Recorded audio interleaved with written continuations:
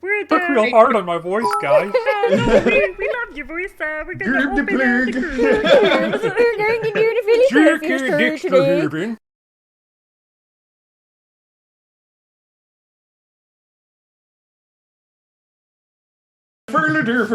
Live middle of the Oh, I've had too many cookies for breakfast.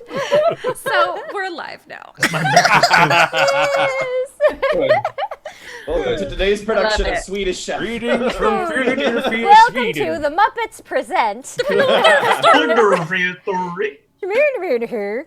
was one time where I was, I don't know what it was, but like I was just possessed by the Swedish Chef while I was making spaghetti. And I just narrated, but I was like Julia Child meets Swedish Chef. Oh, I Is do what that. I was trying to do. Here, making your spaghetti.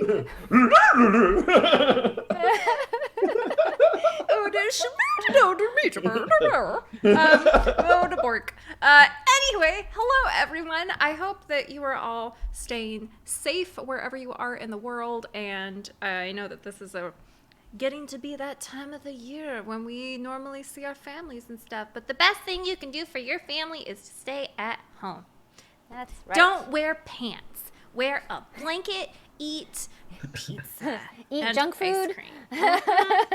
We already got DMCA'd for the Swedish Chef thing, by the way. Like Again? Those bastards won't take my copyright. Anyhow, we're doing the Philadelphia story, which is an awesome play and film. And yeah, we're gonna be doing that. It was originally starring Katharine Hepburn and Yes. Cary Grant and Jimmy Stewart and some other lovely And folks. some other wonderful people Yeah, who looked amazing in black and white. That's And there's a beautiful color musical version of it, too, called Yes. High Society. High Society. That was Grace Kelly's last film. Was it really? It was. I didn't know Oh, that. yeah. Yeah, so this is totally independent of all the other stories. No West Side Story, no, what's another story? No, Marriage Story. Marriage Story. No. West Philadelphia, not- born and raised. It's not part of the Playground is where I've spent Oh. No, my no days. capitalism, a love story. No love story. Oh wait, no, there is a love story. Anywho, so I'm Deva. I'm going to be playing Dinah, who is the younger sister, and I just need everyone to know her description for the character breakdown. This is all it says. Dinah is all of 15 years old.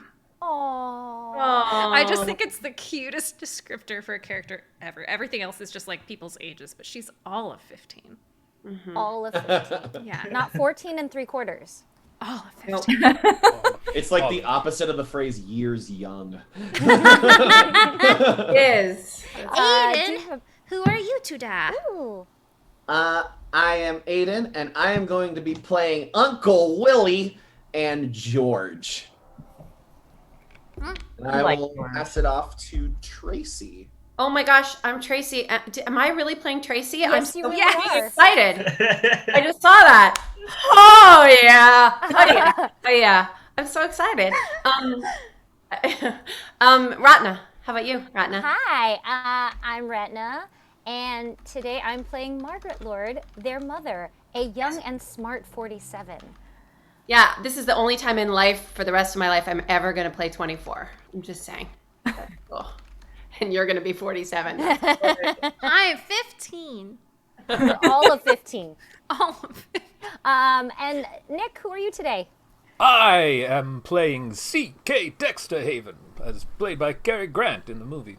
I don't even think that's a Cary Grant. I think I went off in some other direction. That was more of a Shatner. Like, William Shatner as Cary Grant Right. in the Philadelphia story. Leonard Nimoy as Tracy Lord. I would watch that. I would too. I will pass to Mitch. Hi, everybody. Today I'm playing Sandy Lord and Seth. And we have Aurora and Christian left. So your brother and dad. Oh, is that Brother what it Dad. is? Mhm. Yeah. Brother dead. Philadelphia story as set in Appalachia. Rory, who are you? I am playing Liz. Me and George go way back, working for the newspaper, getting all the info. Speaking of, let's pass it off to Christian. Hi, I'm Christian. I will be playing Mike Connor, whose only description is the word 30. That just says everything. It does. 30. 30. It All does right. say a lot of ages. Interesting. It's a word that does so much work. Right? I feel like I've read audition copy longer than these character descriptors. It's the opposite of last week's play. Yeah. That is Seriously. Oh, Yes. Deva, who's doing stage directions today? Do you want to do those or shall I? Sure. Sure. I can okay. do 'em. Awesome. So just so everyone know, because of the Twitch angry music time, we're not going to be doing music this time. Just to stay safe, we don't want to get dinged or hammered. But slapped. if you wanted to play something, when I did this show in like 2011 or so, and I played Liz, which was so much fun. And some of the songs that we had playing throughout were things like by Glenn Miller Band or just like classic early big band or early jazz. So yeah, if you want to play your own soundtrack, feel free. There you go. Yeah. Shall we Are we doozles ready? the things? The thing. Okay. All right. Let's do. Here we go. It is the Philadelphia story, Act 1. As it is with these old-timey plays, there's a lot of description. But basically, you're in the sitting room of the Lord's house near Philadelphia. It's large, it's comfy. There's some Victorian pieces. They probably inherited it from Grandma. They're lovely. It's late Friday. It's a morning in June. Dinah, who is all of 15 years old, is stretched out on the sofa reading a set of Printer's Galley proofs. That is like magazine paper. Tracey is a strikingly lovely girl of 24. She sits in a chair writing. And Margaret, their mother, a young and smart 47, comes in from the hall with boxes in her arms and places them on the table near Tracey. And yeah, that's where we begin. I'm trying to lounge in my chair. It's not working. You look very loungy. I'm so terribly afraid that some of the cards for these last-minute presents have got all mixed. Look at them, Tracey. Perhaps you can tell. In a minute, Mother. I'm up to my neck in these blank thank you notes. This stinks. Don't say stinks, darling. If absolutely necessary. Smells. But only if absolutely necessary. What is it? I found it in Sandy's room. It's something that's going to be in a magazine. It certainly stinks, all right. Keep out of your brother's things, dear. And his house. 94 for the ceremony, 506 for the reception. I don't know where we'll put them all if it should rain. It won't rain. Uncle Willie wanted to insure against it with Lloyd's, but I wouldn't let him. If I was God and someone bet I wouldn't let it rain, I'd show him fast enough. This second page is solid Codwaller. 26. Oh, that's a lot of Codwallader. Oh, one, my child, is a lot of Codwallader. I How can't do you even say the spell- word. How do you spell omelet? Ommelet. I thought there was another L. The omelet dish from the... You said it was an omelet dish. It might be for fish. Fish dish. That sounds idiotic. I should simply say thank you so much for your lovely silver dish. Here's the tag. Old Dutch muffin ear, Syria 1810. What's the... Oh. I am simply enchanted with your old Dutch muffin ear, with which my husband and I will certainly hear any muffin coming a mile away. Look at Tracey. Don't you think you've done enough notes for one day? Don't disturb me. From Cousin Horace Maycomer, one pair of game shears looking like hell. He's so awful. Why did he send the other time? What did he send the other time? No one to speak of sent anything the other time. It's such a pity your brother Junius can't be here for your wedding. London's so far away. I miss old Junius. You did a good job when you had him, Mother. The first is always the best. They deteriorate as you go on. There was no occasion to send anything the other time. Well, this is pretty Rudy-tooty, all right. I would scarcely be considered a wedding at all the other time when you run off to Maryland on a sudden impulse as Dexter and I did. 10 months is quite long to be married, though. You can have a baby in 9, can't you? I guess, if you put your mind to it. Why didn't you? Mother, don't you think it's time for her nap? I imagine you and George will have slews of them. I hope so. All like you, dear, with the same wild grace. Tracey picks up a box of envelopes and places it on her desk. Look it. The other time, he's back from wherever he's been. What do you mean? Well, Dexter, of course. I saw his car in front of the house. The Roadster. It must be him. When? When did you? This morning, early. Right when I was out exercising the hoofer. Well, why didn't you tell us? I'm not worried, Mother. The only trouble Mr. C.K. Dexter Haven ever gave me was when he married me. You might say the same for one Seth Lord, if you just face it squarely as I did. Oh, that will do. I will allow none of you to criticize your father. What are we expected to do when he treats you? Did you hear me, Tracey? All right, I give up. And in view of this second attempt of yours, it might pay you to remind yourself that neither of us has proved to be a very great success as a wife. We just picked the wrong first husbands, that's all. That's an extremely vulgar remark. Oh, who cares about either of them anymore? Oh, golly Moses, I'm going to be happy now. Oh, darling. Isn't George an angel? George is an angel. He is handsome, is he not? George is handsome. Suds, I'm a lucky girl. I like Dexter. Really? Why don't you ask him to lunch or something? She's awfully mean about him, isn't she? He was rather mean to her, my dear.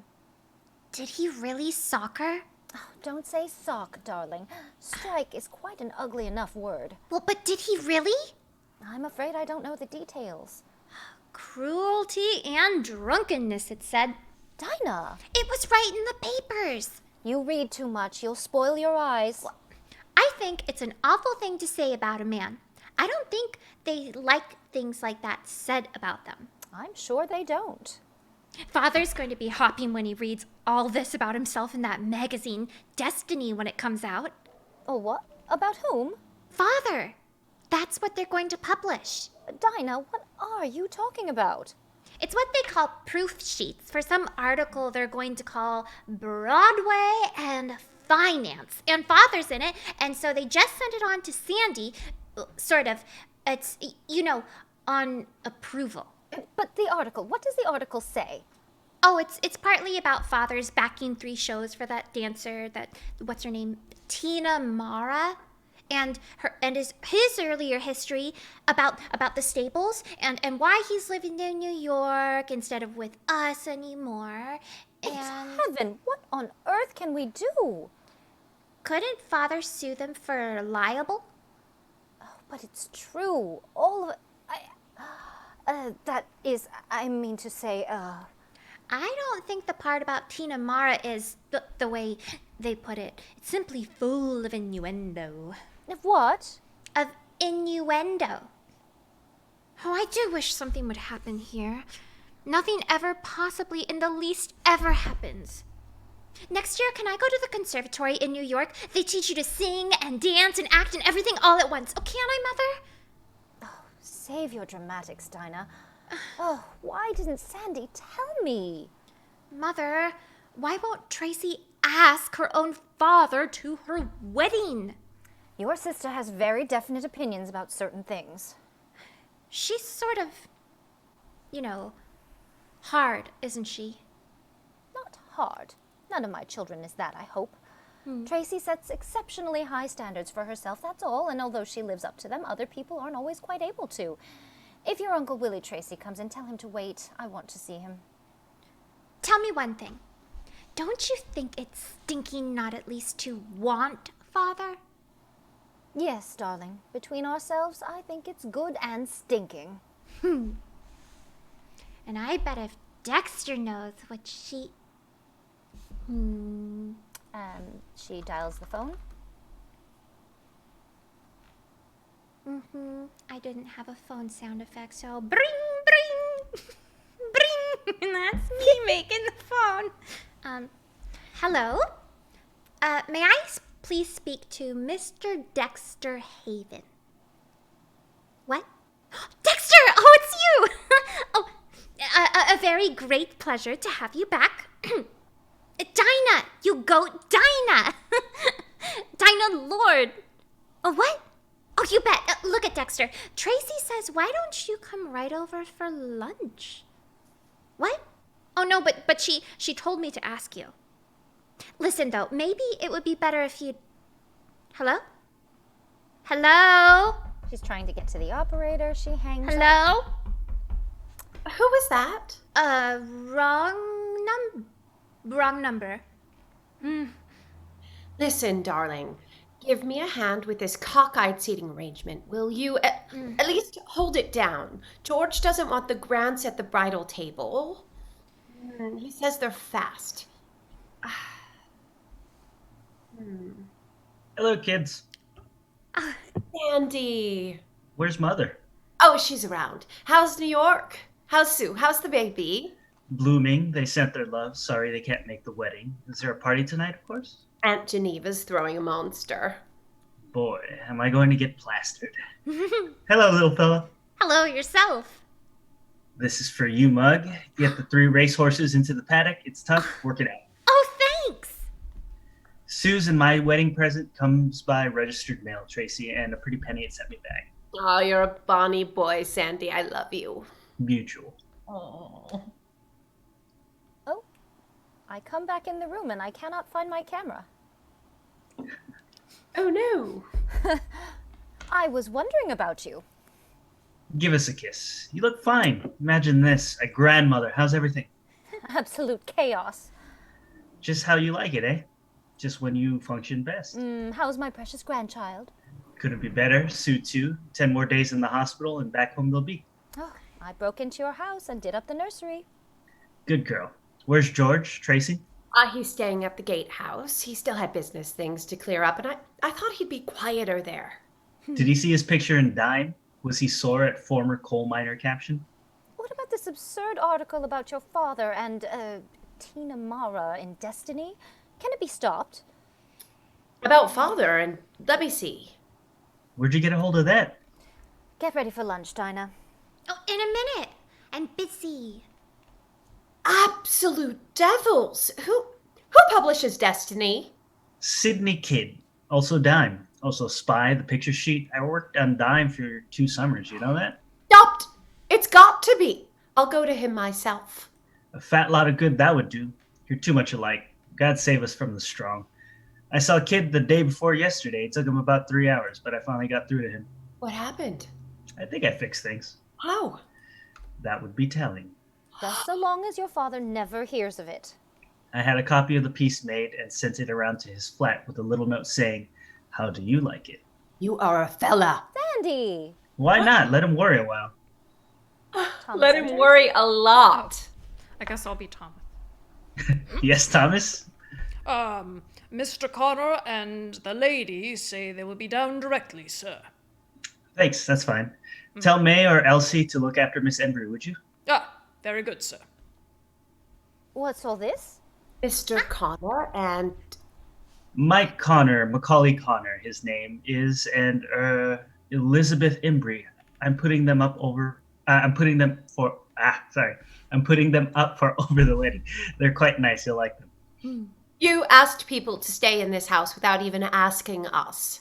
I think it's very queer indeed. I think it's queerer than that. I think it's paranoid. Keep your shirt on. I just sort of drifted into them and we sort of got to talking about what Riot's weddings are as a rule, and they'd never been to Philadelphia one, and... You are lying, Sandy. I can always tell. Now look here, Tracey. Now look where... Elizabeth Embry. I know that name. She's a... Wait. Damn your eyes, Sandy. She's a photographer. For a fact? For a couple of facts and a famous one. Well, it might be nice to have some good shots of the wedding. What are they doing here? Just now, I suppose they're brushing up and going to the bathroom. Oh. They're a very interesting couple. She's practically an artist, and he's written a couple of books, and I thought you'd like interesting people. I do. I know. Now I know they're from Destiny. Destiny sent them. Destiny? You're just a massive intuition, Tracey. Well, they can go right back again. No, they can't. Not till they get their story. Story? What story? The Philadelphia story. And what on earth's that? Well, it seems Kid has had Connor and Imbri and a couple of others out here for 2 months during the town. I mean, writing it up. It's to come out in 3 parts in the autumn: industrial Philadelphia, historical Philadelphia, then the third. I'm going to be sick. Yes, dear, fashionable Philadelphia. I am sick. Why us? Surely there are other families who are... Yes! Why not the Drexels or the Biddles or the Cassots?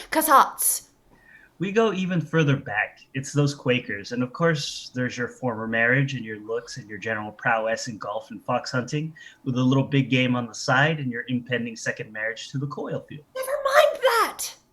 I don't, but they do. It's news, darling. News.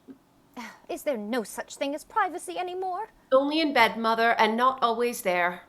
Anyhow, I thought I was licked, and what else could I do?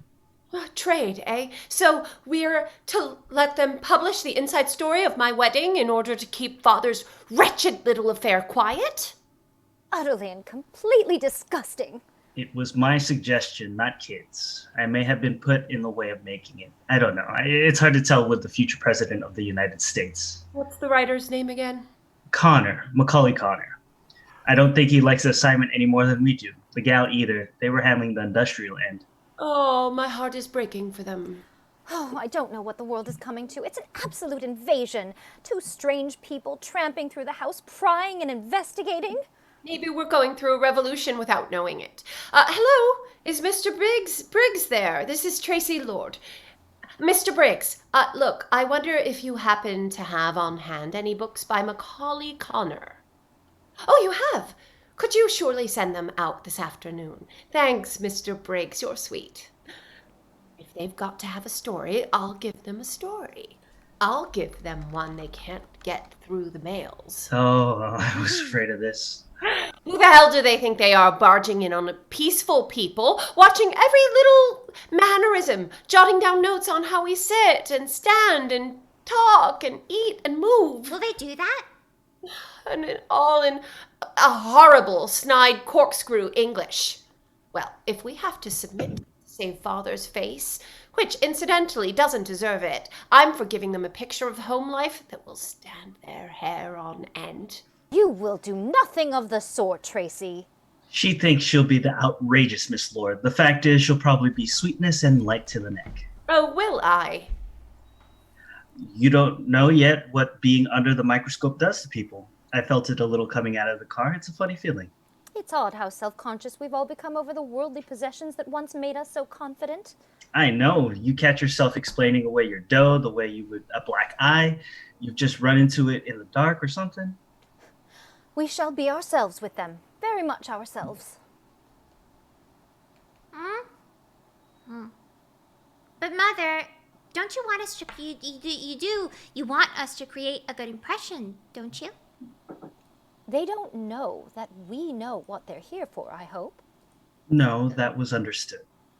I should think it would look awfully funny to them, Father not being here for his own daughter's wedding. Would you now? That's all right. I fixed that too. How do you mean you did? I told Sue to send a telegram before dinner. Confined to bed with a cold, unable to attend nuptials, oceans of love. Father. Not just in those words. Not exactly. It'll come on the telephone and Thomas will take it and you won't have your glasses and he'll read it aloud to you. Tracey, will you promise to behave like a lady, if only for my sake? I'll do my best, Mrs. Lord. I don't know how good that is. Go, put a dress on. Yes, Mother. There are too many legs around here. Suds! It'll be pure Victorian, all frills and ruffles, conversationally chaste as an egg. Uncle Will Tracey comes in. Hello, Uncle Willie. Where did you come from? Your great Aunt Geneva has requested my absence from the house until dinner time. Can you give me a lunch, Margaret? Oh, but of course, with pleasure. Oh, hello, Uncle Willie. How are you, Uncle Willie? Oh, sorry. Alexander and Dinah, good morning. My esteemed wife, the old warhorse, is certainly spreading herself for your party. I seriously question the propriety of any such display in such times. But why aren't you being married in a church, Tracey? I like the parlor here so much better. Didn't you think it looked pretty as you came through? That is not the point. The point is that I've sunk thousands in that church, and I'd like to get some use of it. Give me a glass of sherry, Margaret. Not until lunchtime, my dear. These women. You're really a wicked old man, aren't you? What's that out there? Oh, ouch! Never play with fire, child. What's a lack here? What's a stirring? What's amiss? Uncle Willie, do you know anything about the laws of libel? Certainly I know about the laws of libel. Why shouldn't I? I know all about them. In 1960, I, Willie Q. Tracey, successfully defended the Post and George Lorimer personally against one of the cleverest, one of the subtlest... Why? What do you want to say? It isn't what I want to say. Is it enough if they can simply prove it is true? Certainly not. Take me. If I was totally bald and I wore a toupee, if I had flat feet with these damnable metal arches, false teeth, and a case of double... Poor Uncle Willie. I said if I had. And if such facts were presented in the public prints in such a manner as to hold me up to public ridicule, I could collect substantial damages and would if it took me all winter. Suppose the other way around. Suppose they printed things that weren't true. Suppose they did. Suppose it was erroneously stated that during my travels as a young man, I was married in a native ceremony to a dusky maiden in British Guinea. I doubt if I could collect a cent. Who are these two strange people coming down the hall? Oh, good gracious. Come on out. What was she like, Uncle Willie? Who? British Guinea. So very unlike your Aunt Geneva, my dear. Dinah. Oh, but Mother, oughtn't we? Sandy can entertain them until we collect ourselves. What'll I say? I wish I could tell you in a few very well-chosen words. And Sandy is alone for a moment. Mike Connor and Liz Embry come in from the hall. Liz has a small and important camera hanging from a leather strap around her neck. In here? He said the sitting room. I suppose that's contrasted to the living room, the ballroom, the drawing room, morning room, the... Oh, hello again, here you are. Here I am. It's quite a place. It is, isn't it? I couldn't help overhearing you as you came in. Do you mind if I say something? Not at all. What? Your approach to your job seems definitely antagonistic. I don't think it's fair. I think you ought to give us a break. It's not the job I asked for.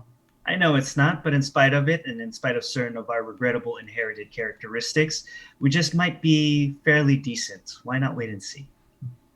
You have quite a style yourself. You're on the Saturday Evening Post, did you say? I work for it. Which end? Editorial? I have to tell you, in all honesty, that I'm opposed to everything you represent. Destiny is hardly a radical sheet. What is it you're doing? Boring from within? And I'm not a communist, not by a long shot. Just a small pin feather in the left wing. Sorry. Jeffersonian Democrat? That's more like it. Have you ever seen this house at Monticello? It's quite a place, too. Home team 1, visitors nothing. Is this house very old, Mr. Lord? No, there are a very few old ones on the main lane. The gatehouse is, of course. Father's grandfather built that for a former summer place when they all lived on Rittenhouse Square. Father and mother did this about 1910, the spring before my brother Junius was born. He's the oldest. You won't meet him. He's in the diplomatic service in London. Wouldn't you know? I worked for Sydney Kidd once. What do you make of him? Brilliant editor. Very wonderful man. Also, our bread and butter. Sorry to have been rude. I suppose you're all of you opposed to the administration. The present one? No, as a matter of fact, we're loyalists. Oh, surprise, surprise. The research department didn't give us much data. Your sister's fiancé, George Kittredge, age 32, since last year, general manager, Quaker State Coal, in charge of operation. Is that right? That's right, and brilliant at it. So I've heard tell. I seem to have read about him first back in 35 or 36, up from the bottom, wasn't he? Just exactly, and of the mines. Reorganized the entire works? He did. National hero, new model, makes drooping family incomes to revive again. Ah, anthracite, sweet anthracite. How did your sister happen to meet him? She and I went up a month ago to look things over. I see, and it was instant. Immediate. Good for her. Must be quite a guy. Which side of this, fine Aboriginal family does she resemble the most, would you say?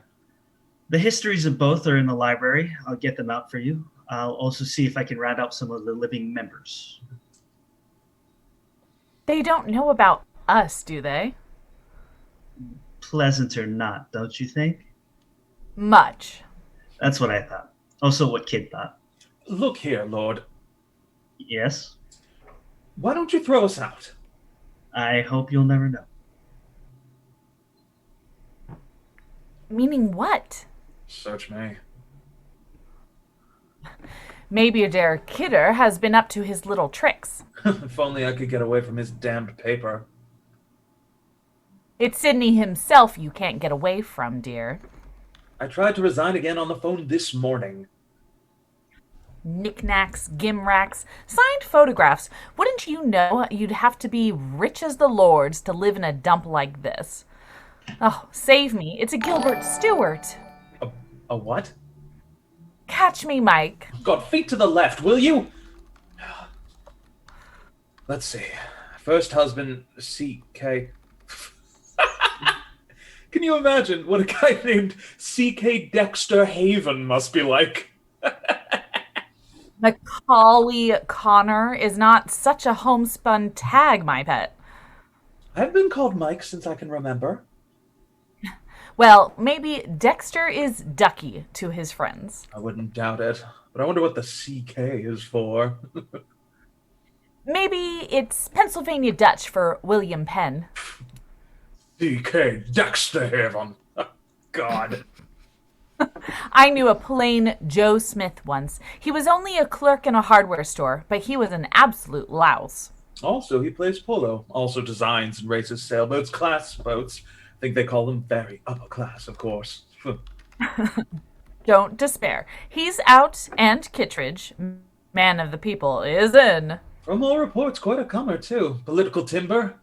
Poor fellow. I wonder how he fell for it.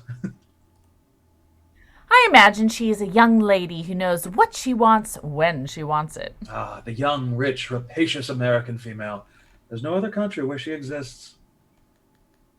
I'll admit the idea of her scares even me. Would I change places with her for all her wealth and beauty? Boy, just ask me. I know how I'm going to begin. So much for historical Philadelphia, so much for industrial. Now, gentle reader, consider an entire section of American society which, closely following the English tradition, lives on the land, but in a new sense. It's not the land that provides the living, it is... You're ahead of yourself. Wait till you do your documentation. I'm tired. It is a slave driver. Wish I was home in bed. Also, I'm hungry. Would you tell, 4 footmen to call me in when it's time for lunch?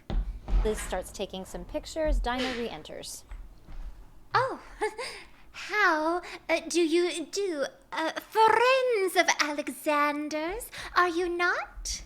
How do you do? Why, yes, we... I am Dinah Lord. My real name is Diana, but my sister changed it. I'm Elizabeth Embry, and this is Macaulay Golly, Connor. It's awfully nice of... Enchanté Enchanté de faire votre connaissance. Enchanté de faire de croissants, lumière. I spoke French before I spoke English Really? poorly. My early childhood was spent in Paris, where my father worked in a bank, the House of Morgan. Really? Hey, Absolument, absolument. Can you play the piano? I can. And listen. Pepper sauce woman, pepper sauce woman. She sings, Liz and Mike chat. What is this? Probably they have been the best of families, especially the best. Oh, what a shame. She has lost her name. Don't know who to blame. Walking along to Shango Bachelor Blue. The Bahamas. And how well I remember them. Those perfumed nights, the flowers, the native wives. Wines? Native wines. I was there once on a little trip with Leopold Stokowski. You were there with your governess after the whooping cough. My sister, Tracey. Greetings, sister. Mother wants to see you at once. At once. You've got on my hair ribbon. Your face is still dirty. And Dinah exits. I do hope you'll stay for my wedding. Oh, we'd like to very much. In fact, that was our idea. Oh, I'm so pleased that it occurred to you. They all sit. The house is rather a mess, of course. We all have to huddle here and overflow onto the porch. I hope your rooms are comfortable. Mike takes out a pack of cigarettes. Oh, very. Thanks. Anything you want. Ask Mary or Elise. They're magic. What a cunning little camera. It's a Contax. I'm afraid I'm rather a nuisance with it. Oh, but you shouldn't. You couldn't be. I hope you'll take loads.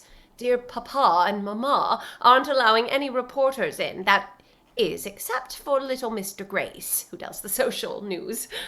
Can you imagine a grown-up man having to sink that low? It does seem pretty bad. People have always been so kind about letting us live our simple and uneventful little life here unmolested. Of course, after my divorce last year, but I expect that always happens and is more or less deserved. Dear Papa was quite angry, though, and swore he'd never let another reporter inside the gate. He thought some of their methods were a trifle underhanded. Oh, you're a writer, aren't you, Mr. Connor? In a manner of speaking. Sandy told me. I've sent for your books. Macaulay Connor? What is the Macaulay for? My father taught English history. I'm Mike, to my friends. Of whom you have many, I'm sure. English history has always fascinated me. Cromwell, Bloody Mary, John the Bastard. Where did he teach? I mean, your father. In the high school, South Bend, Indiana. South Bend. It sounds like dancing, doesn't it? You must have the most happy childhood there. It was terrific. I'm so glad. I don't mean it that way. I'm so sorry. Why? Largely due to the lack of the wherewithal, I guess. Ah, but that doesn't always cause unhappiness, does it? Not if you're the right kind of man. George Kittredge, my fiancé, never had anything either, but he... Are either of you married? No. That is, no. You mean if you were, but now you're divorced? Well, the fact is... Gods, you can't mean you're ashamed of it. Of course I'm not ashamed of it. What? It was ages ago when I was a mere kid in Duluth. Good Lord, Liz, you never told me you were. You never asked. I know, but... Joe Smith. Hardware. Liz, you are the damnedest girl. I think I'm sweet. Duluth. That must be a lovely spot. It's west of here, isn't it? Sort of. But occasionally we get the breezes. Is this your first visit to Philadelphia? Just about. Oh, it's a quaint old place. Don't you think? I suppose it's affected somewhat by being the only really big city that's near New York. I think that's a very good point to make about it. Though I consider you consider us. I suppose you consider us somewhat provincial. Not at all, I assure you. Odd customs and such. Where the Scrapples eat biddle on Sunday? Of course it is very odd. Philadelphia, I mean, the Scrapple is fresh weekly. How old are you, Mr. Connor? I was 30 last month. 2 books isn't much for a man of 30. I don't mean to criticize. You probably have other interests outside your work. None. One less. How sweet. Are you living together? What? No, we're not. That's an odd question, I must say. Why? Well, it just is. I don't see why. I think it's very interesting. Miss Imbrie, don't you agree that all this marrying and giving in marriage is the damnedest gip that's ever been put over on an unsuspecting public? Can she be human? Please, Mr. Connor, I asked Miss Imbrie a question. No, as a matter of fact, I don't. Good, nor do I. That's why I'm putting my chin out for the second time tomorrow. Here's George is calling for now. I'll bring him right. Tracy! And put him on view, a one-man exhibition. In here, George! In here, my dear! My God, who's doing the interviewing here? A lot more than I counted on. Do you suppose she caught on somehow? No, she's just a hellion. I'm beginning to feel the size of a pinhead. Let her throw you. Do you want to take over? I want to go home. Tracy Miss- mentors with George. Miss Imbrie, Mr. Connor, Mr. Kittredge, my beau. Friends of Sandy's, George. Any friend of Sandy's. How do you do? How are you? Fine as silk, thanks. You certainly look it. Thanks. I've shaken quite a lot of coal dust from my feet in the last day or two. Isn't he beautiful? Isn't it wonderful what a little soap and water will do? Didn't I read a piece about you in The Nation a while ago? Quite a while ago. I've been resting on my laurels since then, and a couple of others. That's quite a nice piece of work, anticipating the Guppy Colac the way you did. Or do I remember it straight? Anyone should have foreseen that. I was just lucky. A becoming modesty. That's nothing to what's yet to be done with labor relations. You ought to see him with the men. They simply adore him. Oh, come on, Tracy. Oh, but they do. Never in my life will I forget that first night I saw you. All those wonderful faces and the torchlights and the way his voice boomed. Oh, you see, I'm really a spellbinder. That's the way I got her. It was me who got you. I'm going to put these two at this bridal table in place of the Grants. That's a good idea. George, it won't rain, will it? Promise me it won't rain. Tracy, I'll see to that personally. I only believe you could.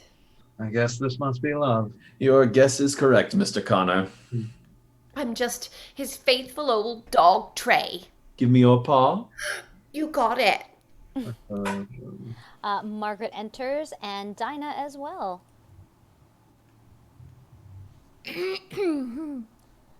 How do you do? We're so happy to have you. Oh, forgive me for not coming in sooner, but things are in such a state. I had no idea that a simple country wedding could involve so much. I do hope you'll be comfortable. Those rooms are inclined to be hot in this weather. Oh, aren't you pretty, my dear? Look at the way she wears her hair, Tracy. Isn't it pretty? Mighty fine. I do wish my husband might be here to greet you, but we expect him presently. He's been detained in New York on business for that lovely Tina Mara. You know her work?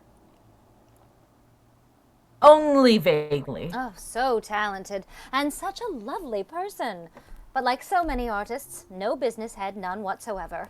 Good morning, George. Good morning, Mrs. Lord. And this is my youngest daughter, Dinah, And in the background is Alexa, who's being a little bit of a bitch. I think we've met. Thank you, Thomas. Now let's all relax and throw ourselves into things. Hi, George. Hello, Sandy. Welcome home. Thomas is serving us. After lunch, Sandy must show you some of the sights, the model dairy and the stables and the chicken farm. And perhaps there'll be time to run you out to some other places on the main line. Devon, St. David's, Bryn Mawr, where my daughter Tracey went to college. Till she got bounced out on her. Dinah! It's a pretty kettle of fish when a man has to wait 2 mortal hours. Papa! Dear Papa! What's that? Didn't the car meet you? The car? You angel, to drop everything and get here in time for lunch. Isn't he, Mama? Indeed he is. I'm not the one to jump to conclusions, but... These are our friends, Mr. Connor and Miss Imbrie, Father. They're here for the wedding. How are you, Mr. Lord? How do you do, Mr. Lord? Dashed fine. How are you? Hi, Pops. Alexander! Welcome back, Daddy. Dinah, Kittredge, Margaret, my sweet. Mother, don't you think you ought to explain the new arrangement to Father before lunch? Why, yes, I think it best. See here. Here's the list now. Seth? Holy cats. Dexter Haven. Hello, friends and enemies. I came the short way across the fields. Well, this is a surprise. I should think it is. Hello, you sweet thing. Now, you go right home at once. Remove yourself, young man. But I've been invited. How are you, sir? No better, no worse. Get along. Hello, Sandy. How are you, boy? Never better. In fact, it's immoral how good I feel. What brings you here, Mr. Haven? Dinah, my angel.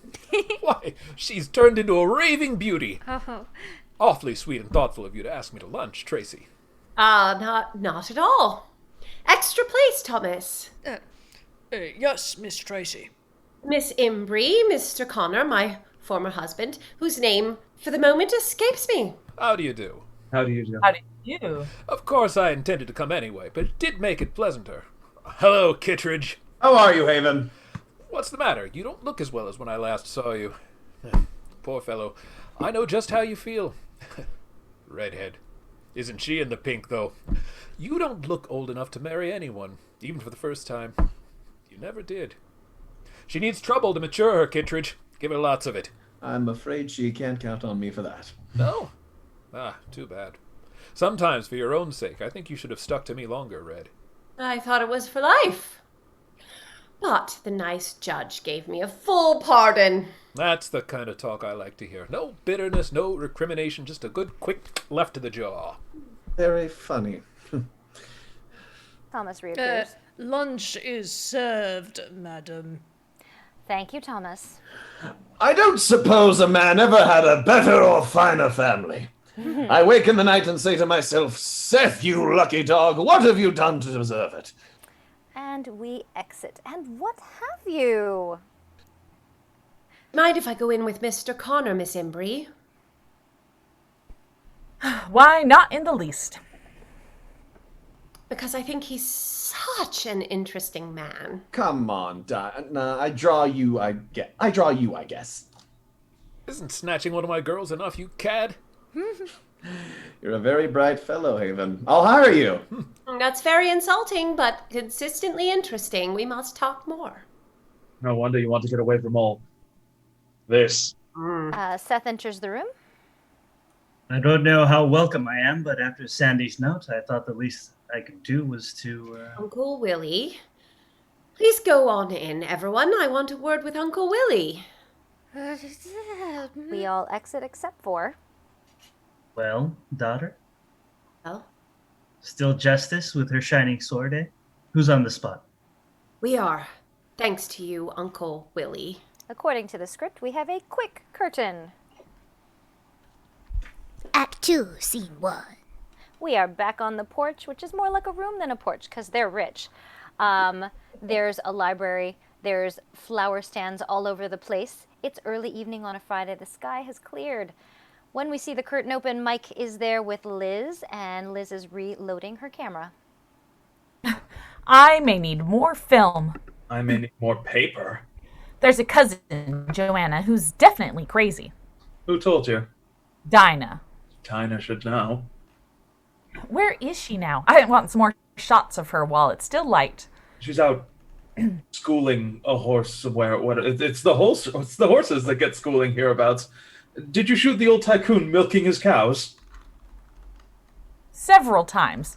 He shot one at me, but he missed. Caption.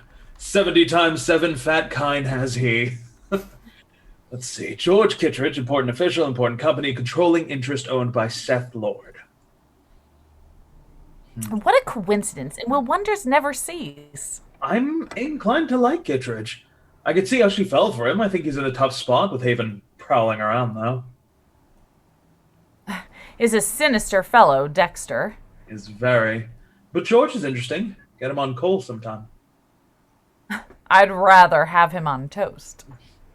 Answer me honestly, Liz. What right has a girl like Tracey Lord to exist?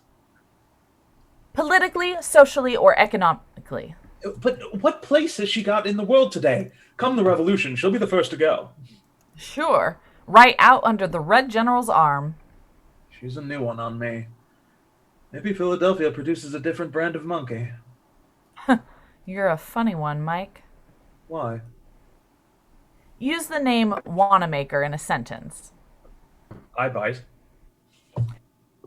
I met a girl this morning. I hate her, but I get you, but you're wrong. You couldn't be wronger. Women like that bore the pants off me. For a writer, you use your figures of speech most ineptly. You know, I wish they knew why we were here. They're all such sweet innocents. It makes me feel like... Willie with a red rose and Seth enter from the garden. Liz gets up. Would you accept this perfect rose, Miss Imbrie? Why, thank you, Mr. Lord. It's a beauty. Miss Imbrie is amused at something. I'm sorry, Mr. Tracy, but it's so funny, you being uncle and nephew. Could I have a picture of you together? Certainly! Now, stand up straight, Willie. He's younger than I. It was a matter of half-sisters marrying stepbrothers. Can we pause, please? My video stopped showing. Oh, no. Hmm. Stand by for technical difficulties. Just a pause. We're just waiting on her to find the camera. Oh, yes, I'm loading the film. Liz, come on now. I In know. multiple senses. Hang on. Is it? Oh, bugger. While we're stopped, are you lagging? Do you feel like you're lagging? I'm just trying to jump stuff. It'd just be me, but I... Yeah, I'm a bit laggy over. There's a Christian, Yes. do you remember how we made it so that it showed Zoom? What showed Zoom? OBS, because I can do the window capture, but I don't want it to capture my full window. Thank you for the sub. As we have the black screen of death. It's not my monitor. Behind the curtain. We're It's fine. just- Way to go, Mecha Claude. Okay, what if I... First it was the internet. Now it's the power. Here's what I'm going to do. I'm going to leave the Zoom, and then I'm going to come back. See if that Okay. works. Okay. Okay. So this is a technical difficulties of the difficulty kind from, the times of confusion. I accidentally clicked minimize. I don't know how. I think I was trying to tab to my script, and then it just removed Zoom completely. So let's see if we are back. Look that! We see! Okay, so it's connecting. Diva! We're back! We can see us again. So I don't know what in the flippity flopper Rooney hapadoo-dooney. So, Rooney, what did I do? Oops. oh, goodness gracious. That's what... And the show continues. from I'll just- wherever everyone was. Now stand up straight, Willie. He's younger than I. It was a matter of half-sisters marrying stepbrothers. I see. That is, I think I do. No incest, however. Of course not. There have been other things, however. Uncle Willie, I'm thinking of asking that little dancer Tina Mara to come down and dance for the wedding guests tomorrow. Do you think it's a good idea? Excellent. It might put an end to the ridiculous gossip about you and her. Is there gossip? There seems to be. Is it ridiculous? All gossip is ridiculous. Look alive, men. Time to dress. Right you are. Thanks, Sandy. So Seth exits, Sandy follows, Liz picks up the rose. Miss Embry, as a camera fiend, I think I'll have another interesting subject for you. Will I have time? Time is an illusion. Come with me, please. It's part of the old house, a little removed from it. But what? An ancient granite privy of superb design, a dream of loveliness. At sunset. Idyllic. While he takes her to the bathroom, Mike crosses and picks up some cards, and Tracey enters. Please wait a minute. With pleasure. What's the matter? I've been reading these stories. They're so damned beautiful. You like? Thanks. Why, Connor, they're almost poetry. Don't fool yourself. They are. Really, I can't make you out at all now. Really? I thought I was easy. No, so did I, but you're not. You talk so big and tough, and then you write like this. Which is which?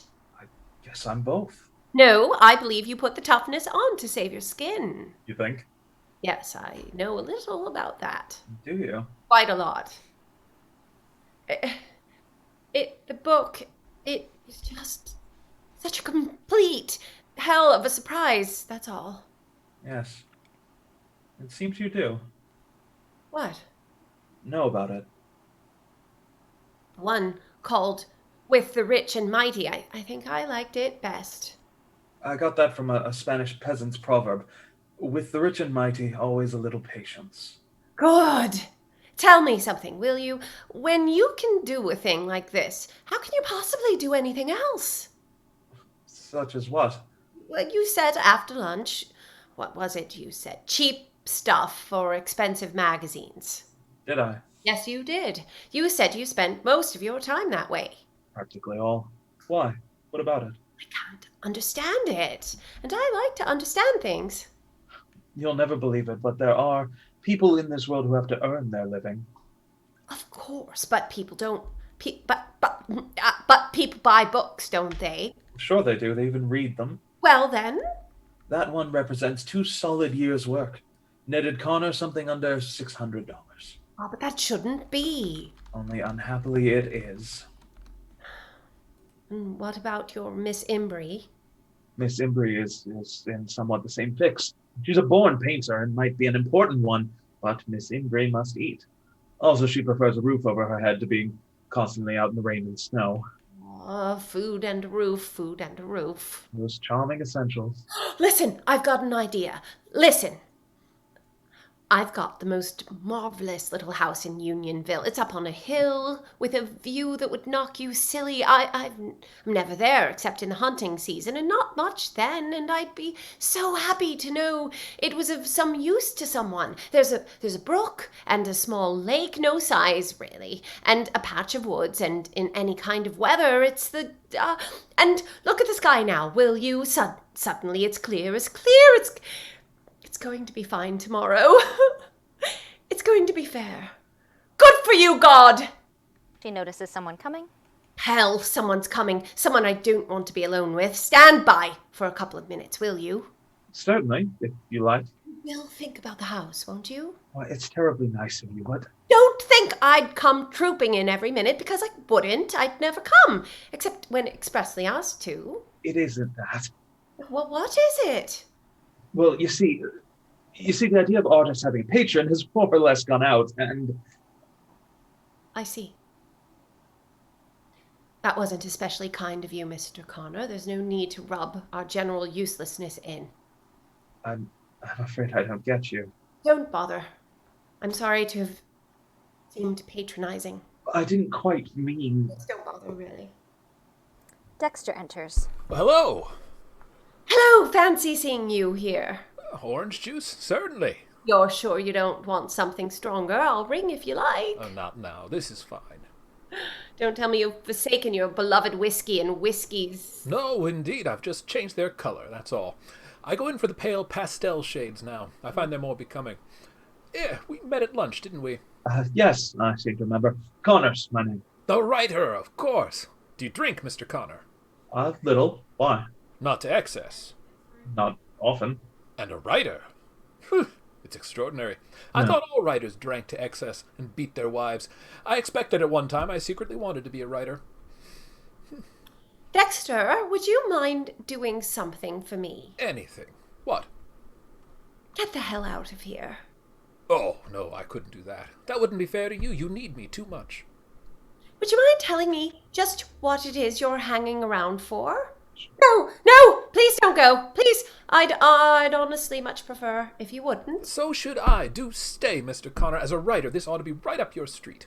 Don't miss a word. Honestly, you never looked better in your life. You're getting a fine, tawny look.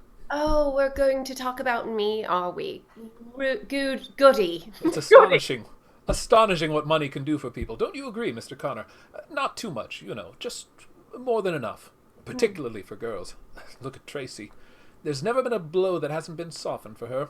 There'll never be one that won't be softened. Why, it even changed her shape.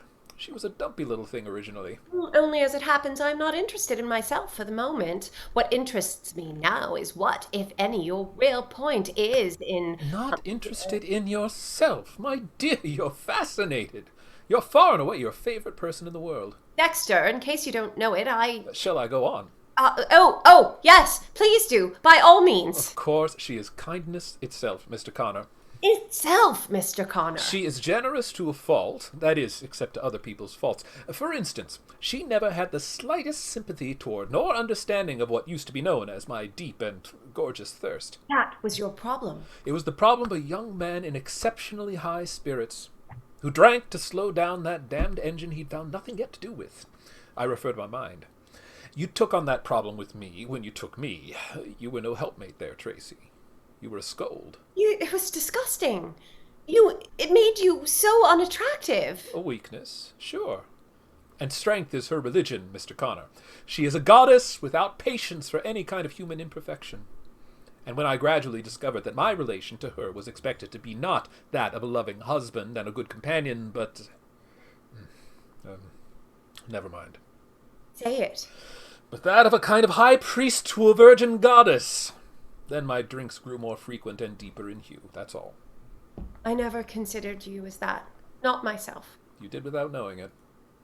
And the night that you got drunk on champagne and climbed out on the roof and stood there naked with your arms out to the moon, wailing like a banshee. Mike sneaks off. I never had the slightest recollection of doing any such thing. I know. You drew a blank. You wanted to... Mr. Connor, what would you say in the case of... He's a reporter, incidentally. He's doing us for destiny. Sandy told me. A pity we can't supply photographs of you on the roof. Honestly, the fuss you made over that silly, childish... It was enormously important and most revealing. The moon is also a goddess, chaste and virginal. Stop using those foul words. We were married nearly a year, weren't we? Marriage doesn't change a true case like yours, my dear. It's an affair of the spirit, not of the flesh. Dexter, what are you trying to make me out as? Tracy, what do you fancy yourself as? I don't know that I fancy myself as anything. When I read you were going to marry Kittredge, I couldn't believe it. How in the world can you even think of it? I love him, that's why. As I never even began to love you. It may be true, but I doubt it. I think it's just a swing from me and what I represent, but I think it's too violent a swing. That's why I came on. Kittredge is no great tower of strength, you know, Trey. He's just a tower. You've known him how long? Half a day? I knew him for 2 days 2 years ago, that time I went up to the fields with your father. But half a day would have done it, I think. It's just personal, then. Purely and completely. You couldn't possibly understand him, or his qualities. I shouldn't expect you to. I suppose when you come right down to it, Trey, it just offends my vanity to have anyone who was ever remotely my wife remarry so obviously beneath her. Beneath me? How dare you? Any of you, in this day and age, you do such a... I'm talking about a difference in mind and imagination.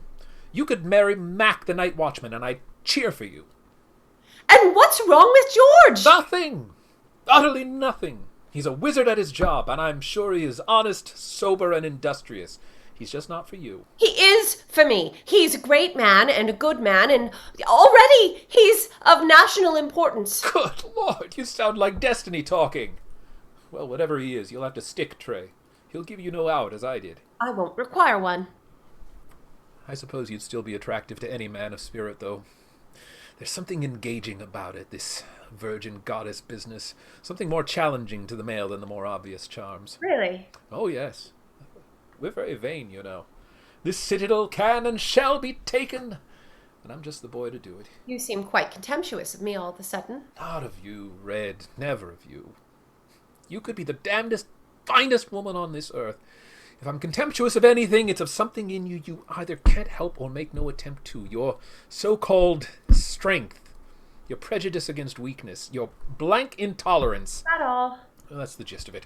Because you'll never be a first-class woman or a first-class human being till you have learned to have some regard for human frailty.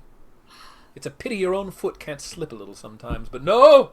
Your sense of inner divinity won't allow it. The goddess must and shall remain intact. You know, I think there are more of you around than people realize. You're a special class of American female now. The married maidens. And of the type Philadelphianis. You're the absolute tops, my dear. Damn your soul, Dext, if you say another word. And in comes George. I'm through, Tracy. For the moment, I've said my say. I suppose I ought to object to this twosome. That would be most objectionable. Well, anytime either of you want more advice from me... When we do, we'll give you a ring, Haven. Do that, will you? You'll find that I have a most sympathetic and understanding ear. I left you a little wedding present there on the table, Red. I'm sorry I hadn't any ribbon to tie it up with. You see, it's no use even attempting to be friendly. Certainly not. You were a dear to try. Please don't mind him. You've got to take it when you bought that roan. She's parrot-jawed. Get into a tub. You're revolting. Oh, what's more, she swallows wind by the bucket. Where's Miss Imbrie? Wasn't she with you? No, she's gone to the privy with Uncle Willie. It's anyone's guess what this might be. Why, it's a photograph of the true love. What's that? A boat he designed and built, practically. We sailed her up the coast of Maine and back the summer we were married. Why, she was a year. Air? What does that mean? It means... oh, what the hell does it mean? Easy to handle. Quick to the helm. Fast. Bright. Everything a boat should be. And the hell with it. Rather bad taste, I'd say, giving you that. Dexter never concerns himself much with taste. How'd you ever happen to marry a fellow like that, Tracy? I don't know. I expect it was kind of a hangover from childhood days. We grew up together, you know. I see. Propinquity. Oh, George. To get away. To get away, to somehow feel useful in the world. Useful? I'm going to build you an ivory tower with my own two hands. Like fun you are. You mean you've been in one too long? I mean that and a lot of things. I'm going to make a grand life, dear. And you can help, all right. I hope I can. From now on, we'll both stop wasting time on unimportant people. That's all right with me. Our little house on the river up there, I'd like people to consider it an honor to be asked there. Why an honor, especially? We're going to represent something, Tracy. Something straight and sound and fine. And then perhaps young Mr. Haven may be somewhat less condescending. George, you don't really mind him, do you? I mean, the fact of him... I don't see what you mean, Tracy. I mean that that he ever was my lord and master, that we ever were. I don't believe he ever was. Not really. I don't believe anyone ever was or ever will be. That's the wonderful thing about you, Trey. How? Why? You're like some marvelous, distant queen, I guess. You're so cool and fine and always so much your own. That's the wonderful you in you. That no one can ever really possess. That no one can touch, hardly. It's a kind of beautiful purity, Tracey. That's the only word for it. George? Oh, it's grand, Tracey. It's just grand. Everyone feels it about you. It's what I first worshipped you for, Tracey, from afar. George. First, now, and always. Only from a little nearer now, eh, darling? No, I don't want to be worshipped. I want to be loved. You're that too. You're that, all right. No. I mean, really loved. But that goes without saying, Tracey. And now it's you. Edward, carrying a tray with drinks, comes in, along with Elise. Or Elsie, I'm sorry. Shall I put this picture Wait, with your other presents, He Miss doesn't see what I Tracy? mean. You can just leave them, Edward. Oh, yes, Sorry. miss. Yes. Just leave it there, please. Yes. Don't let Miss Imbrie get hold of it. I should say not. I hope they'll soft pedal the first marriage angle. I wish they'd pedal themselves right out of here. They've got a job to do, and it's an honor, you know, Tracey. What is? Why, to be done by destiny. Are you joking? Joking? Can't seriously mean that you think... I think destiny fills a very definite place, Tracey. Oh, George, you aren't dressed. And Tracy, you're the guest of honor. You mustn't be late. Right on my way, ma'am. Wait for me, Tracey. I make the gatehouse and nothing flat now. Does he, by any chance, ever walk anywhere? And he likes, I expect. I have a feeling he's going to take the ring tomorrow and go through center with it. Seth, you idiot. That's very amusing, I'm sure. Oh, don't take things to heart, so Tracy, you'll wear yourself out. I won't be a minute. There's no hurry, Miss Imbrie. What bothers me at the moment is the spectacle we're all making of ourselves for the benefit of the young man and woman from Destiny. Well, whose fault is it? That's beside the point. Oh, never in my life have I felt so self-conscious. It's all simply dreadful. It's worse. It's stupid and childish and completely undignified. There are other things. They can publish what they like about me, but Well, my idea is they'll publish nothing about any of us. how do you propose to stop them? I don't quite know yet. Well, at present, the least we can do is to inform Connor and the camera lady that we are all quite aware of their purpose here. I insist on that. All right, I'll tell them myself. I think it will come better from me, don't you? As at least titular head of the family? Of course, inasmuch as you let us in for it in the first place. Do keep that note out of your voice, Tracy. It's most unattractive. Oh, how does Miss Mara talk, or does she purr? Easy. It's all right, Margaret. Sweet and low, I suppose, dulcet, very ladylike. You've got a fine right you have, after the way you've treated Mother, after the way you've treated us all. A magnificent right you've got to come back in here in your best country manner and strike attitudes and make stands and criticize my fiancé and give orders and mess things up generally, just as you've done. Stop it instantly. I can't help it, it's sickening. As if he's done nothing at all. It is no concern of yours. If it concerns anyone, it concerns... Well, actually, I don't know whom it concerns, except your father. That's very wise of you, Margaret. What most wives won't seem to realize is that their husband's philandering, particularly the middle-aged kind, has nothing whatever to do with them. Oh, then what does it have to do with? A reluctance to grow old, I think. I suppose the best mainstay a man can have as he gets along in years is a daughter. The right kind of daughter. That's interesting, to say the least. One who loves him blindly, as no good wife ever should, of course. One for whom he can do no wrong. Oh, sweet. I'm talking seriously about something I've thought of thoroughly. I've had to.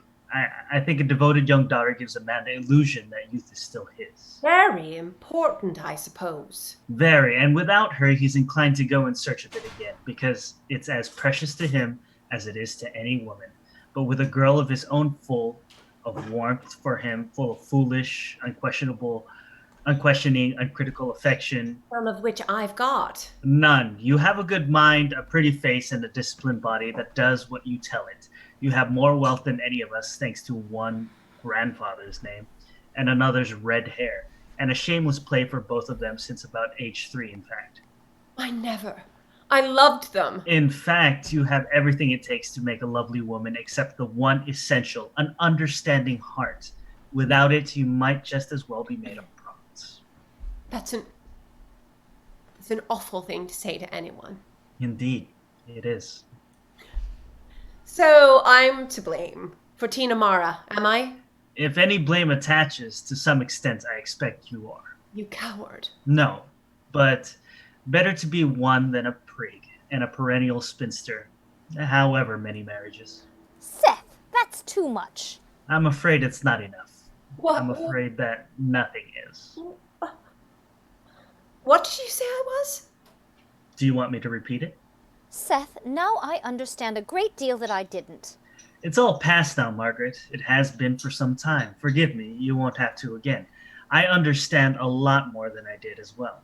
You a prig, and you mean that I was some kind of virgin goddess or something? If your ego wishes to call it that, yes. Also, you've been talking like a jealous woman. What is the matter with everyone all at once, anyhow? What? Miss Imbri preferred dressing to my company. What do you make of that, Uncle Willie? We're going to drop all this. From now on, you're yourself again, and so am I. I shall tell them we know what their tender mission is, and at the first opportunity... Sandy and Dinah. It's a pity. It's jolly good fun. Let's have a drink. Damn. Let's do that. We're all so completely commonplace. I don't see how we interest anyone. Oh, I think that dress hikes up a little behind. No, it's me that does. You look adorable, Dinah. Oh, thanks, Tracey. Thanks ever so much. A wedding without ushers and bridesmaids? Peace. It's wonderful. Oh, I'm the bridesmaid? So I can have a cocktail at last, can I? Certainly not. Oh, that's a dirty thing. Tracey? Champagne instead? No, thanks. Excuse, please. I forgot you never... Never? The girl's demented. But prigs don't. What's that? Nor spinsters. We don't get you. Nor goddesses, virgin or otherwise. Not completely. Just a borderline case. Hello. You were quick. Miss Imbri, you are a dream of loveliness. A cocktail or champagne? Thanks. Champagne. I've never had enough. You will tonight. My lord, that is to say... Mr. Connor, or excuse me, Mr. Lord, Miss Imbri, and I have something on our minds. That's splendid. Just the place for it. What? Well, it's rather hard to explain. It's about the reason we're here, and so forth. I think perhaps there's something I ought to explain too. But did you ever hear of a man named Sidney King? Thomas enters with a tray holding a note. And did you ever hear of a man named Seth? What is it, Thomas? They've just phoned a telegram, Mr. Lord. Give it here. Yeah, it's for Mrs. Lord, Mr. Tracey. Then why didn't you say so? Mrs. Lord and Miss Lord, that is. Oh, read it, Thomas. I haven't my glasses, even though I have right now. Hey, wait a minute. Read it, Thomas. Most frightfully sorry will not be able to get down for the wedding, as am confined to my bed with everything wrong. Baby better, it was only gas. Love, Father. Is there any answer, madam? No, Thomas. None in this world. Good. He got a little mixed up, didn't he? A common mistake. Now do you understand, Mr. Connor? I think we do. It's wonderful. Lord only knows where we go from here. To Aunt Geneva's. Come on, everybody. Oh, my first party. And about time. Who'll come in my little car with me? Seth and Dinah and I. Sandy, will you bring Miss Embry and Mr. Connor? Like a shot. The evening is pregnant with possibilities. Full of is better, my dear. Oh, ouch! What was it? Nothing. You know, I felt exactly as if I'd been pinched. Don't think you weren't. Aren't you coming? I'll follow along with George. What's the matter with you, Jason? You tell me, will you? Damn if I know.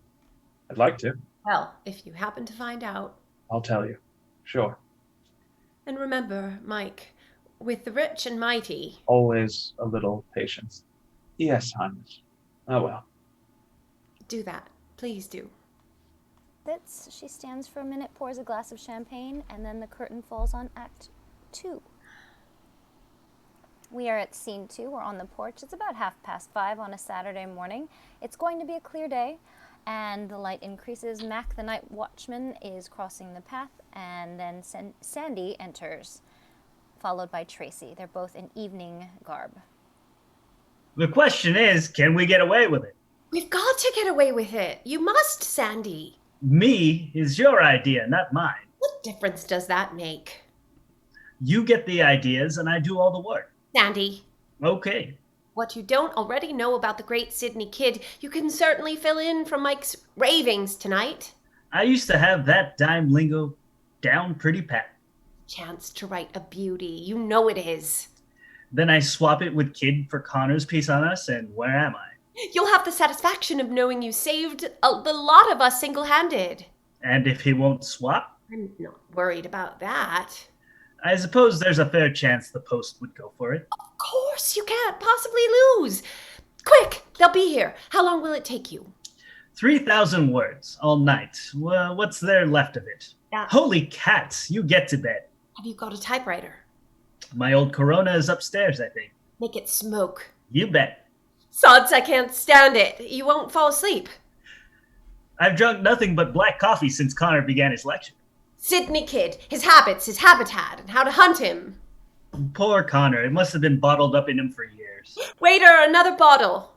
No, I've got enough for 3 articles now. Profile, full face. Also rear elevation. Mike and Liz, they mustn't suspect Sandy. Oh no, oh my, no. They simply stepped into their own chewing gum. I suppose Kid has one of those private numbers the rich and the mighty hide behind in New York. I'll dig it out of Liz and give him a buzz. What will you say? I'll be brief, bluff, belligerent. Hey, lay off that. Why?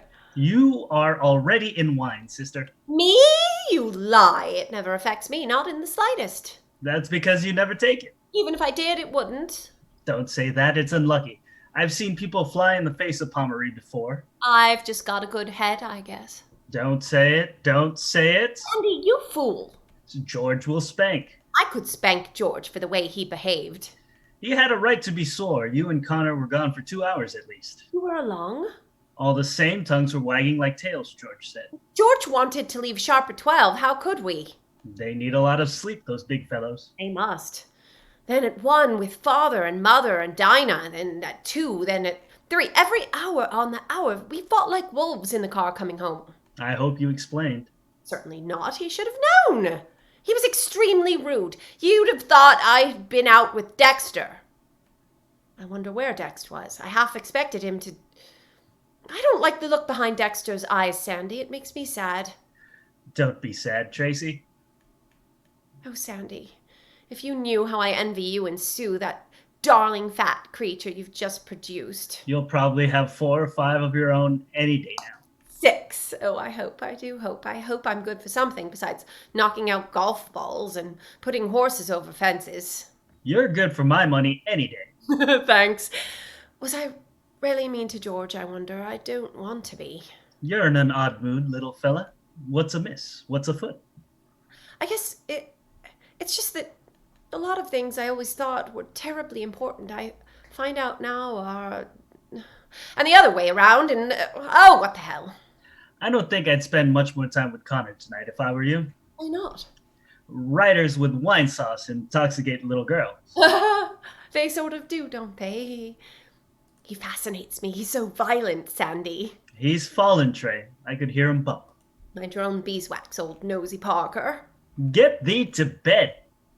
No. He takes it. No! Before you have to be carried. No, no, no, no, no. I feel too delicious. Sandy, I just feel elegant. Is that my bedroom telephone? Now you're hearing things. It couldn't be anyone but George. I was sort of swinish to him. Perhaps I better... As for you, get to work, you dog. Stop leaning on your shovel. Listen, now I'm really underway. This is not an inflection. Is it Connor the poet or Connor the conspirator? Both. No lightweight is balding battleground Sydney kid. No mean displacement his for windy bias bicarbonate. Oh, that's funny stuff. I'm used to whiskey. Whiskey is a clap on the back, champagne, entwining arms. That's pretty. Is it poetry? Time will tell. None before him but writer Wolfgang Goethe has known all about it. Gigantic was Goethe's output. Bigger already is Kid's.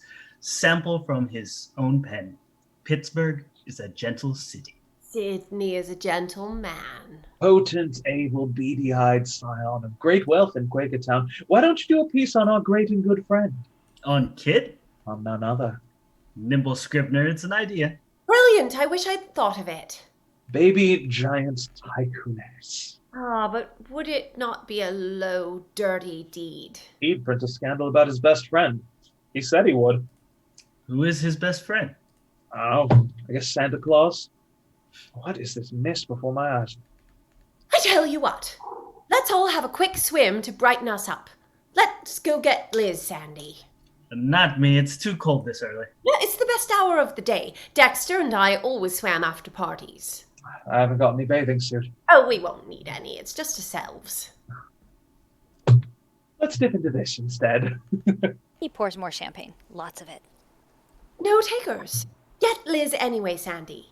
If she's not in bed, or even if she is. He exits. That was an odd thing you just did, me. You just did. Me? You. For a moment, you made me feel self-conscious. Oh. About what? Never mind. Hello, you. Hello. You look fine. I feel fine. Quite a fella. They say. Did you enjoy the party? Sure. The prettiest sight in this fine, pretty world is the privileged class enjoying its privileges. Also somewhat of a snob. How do you mean? I'm wondering. Consider, gentle reader, they toil not, neither do they spin. Oh, yes, they do. They spin in circles. Nicely put. Awash with champagne was Miss Willie Q. Tracey, born Geneva Biddle's stately pleasure dome on a hilltop in smart Radnor, PA, on a Saturday night late in June, the eve of her great niece's... Tracy, you can't marry that guy. George? I'm going to. Why not? I don't know. I'd have thought I'd be up for it, but somehow you just don't seem to match up. Then the fault's with me. Maybe so. All the same, you can't do it. No? Come around about noon tomorrow, and I mean today. Tracy? Yes, Mr. Connor? How do you mean I'm a snob? You're the worst kind there is. An intellectual snob. You've made up your mind awfully young, it seems to me. 30's about time to make up your mind. And I'm nothing of the sort, not Mr. Connor. The time to make up your mind about people is never. Yes, you are. And a complete one. You're quite a girl. I think. I know. Thank you, Professor. I don't think I'm exceptional. You are, though. I don't know any number like me. You ought to get around more. A class. No thanks. You're just a mass of prejudices, aren't you? You're so much thought and so little feeling, Professor. Oh, I am I? Yes, you are you? Your damn intolerance infuriates me. I mean, infuriates me. I should think, of all people, a writer should need tolerance. The fact is, you can't be a first-rate writer or a first-rate human being until you learn to have some small regard for... Aren't the geraniums pretty, Professor? Is it not a handsome day that begins? Lay off the professor. Yes, Professor. You've got all the arrogance of your class, all right, haven't you? Holy sods, what have classes have to do with it? Quite a lot. Why? Why do they matter, except for the people in them? George comes from the so-called lower class. Dexter comes from the upper. Well? Well? There's a great deal to be said for Dexter, and don't you forget it. I'll try not to. Mac, the night watchman, is a prince among men, and Joey, the stable boy, is a rat. Uncle Hugh is a saint. Uncle Willie's a pincher. So what? There aren't any rules about human beings, that's all. You're teaching me things, Professor, that is new to me. Thanks. I am beholden to you. Not at all. Upper, lower, my eye. I'll take the lower, thanks. You can't get a drawing room. What do you mean by that? My mistake. Decidedly. Okay. You're insulting. I'm sorry. Don't apologize. Who the hell's apologizing? I never knew such a man. You wouldn't be likely to, dear, not from where you sit. Talk about arrogance. Tracey. Huh, what do you want? You're wonderful. Professor, may I go out? Class is dismissed. Miss Lord, will please wait. Miss Lord is privileged. There's magnificence in you, Tracey. I'm telling you. Now I'm getting self-conscious again. It's funny. Mike, let's... What? I don't know. Let's... go up, I guess. It's late. Magnificence that comes out of your eyes, in your voice, in the way you stand there, in the way you walk. You're lit from within, bright, bright, bright. There are fires banked down in you, hearth fires and holocausts. I don't seem to you made of bronze, then? You're made of flesh and blood. That's the blank, unholy surprise of it. The golden girl, Tracey, full of love and warmth and delight and... What the hell's this? You've got tears in your eyes. Shut up. Oh, Mike, keep talking. Keep talking. Talk, will you? I've stopped. Why? Has your mind taken hold again, dear Professor? You think so? Yes, Professor. A good thing, don't you agree? No. No, Professor. Drop that professor, you hear me? Yes, Professor. It's really all I am to you, is it? Of course, Professor. Are you sure? Why... Yes. Yes, of course, Professor. By the way, this is a kissing movie, and there's kissing right now. I don't know how to...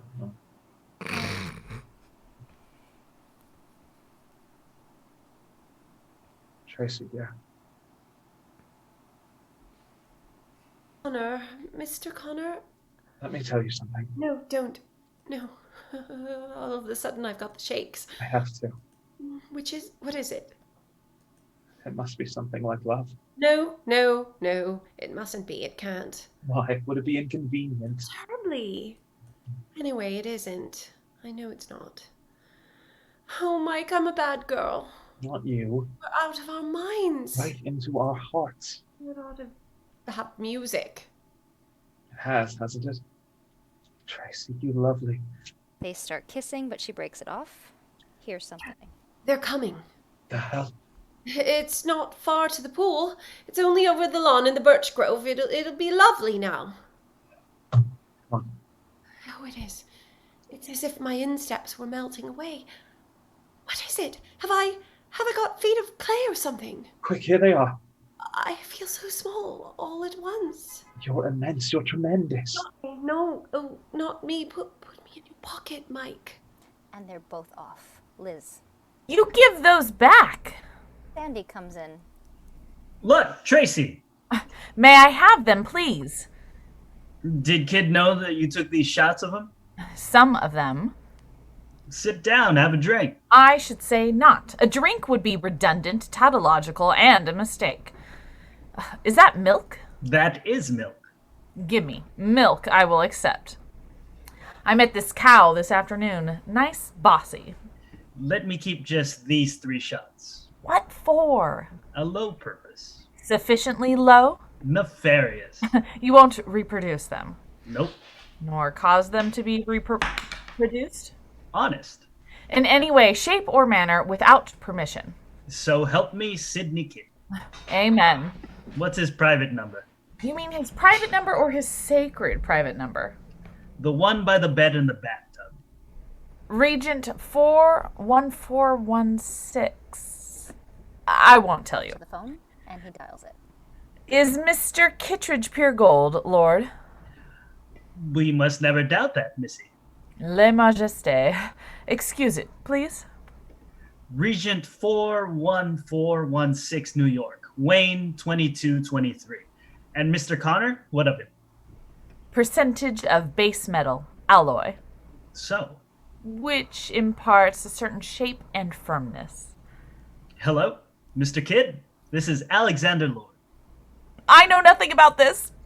No, I'm in Philadelphia. Yes, I know it is. It's early here, too. Look, Mr. Kidd, I think you'd better get over here as fast as you can. What? I'm sorry I have to tell you, sir, but Connor has had an accident. Yes, pretty bad. He had a pretty bad fall. No, it's his heart we're worried about now. Yes, I'm afraid so. He keeps talking about you, calling you names. Calling your name. How's that?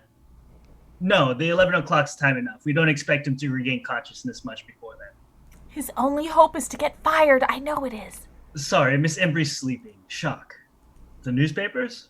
No, they don't know a thing about it, I understand. What? I thought I understood, didn't I? 1220 North Philadelphia. I'll have you met. He wants no publicity. Who was that? God. Do I hear someone? It's Mac, the night watchman. Liz, you're in love with Connor, aren't you?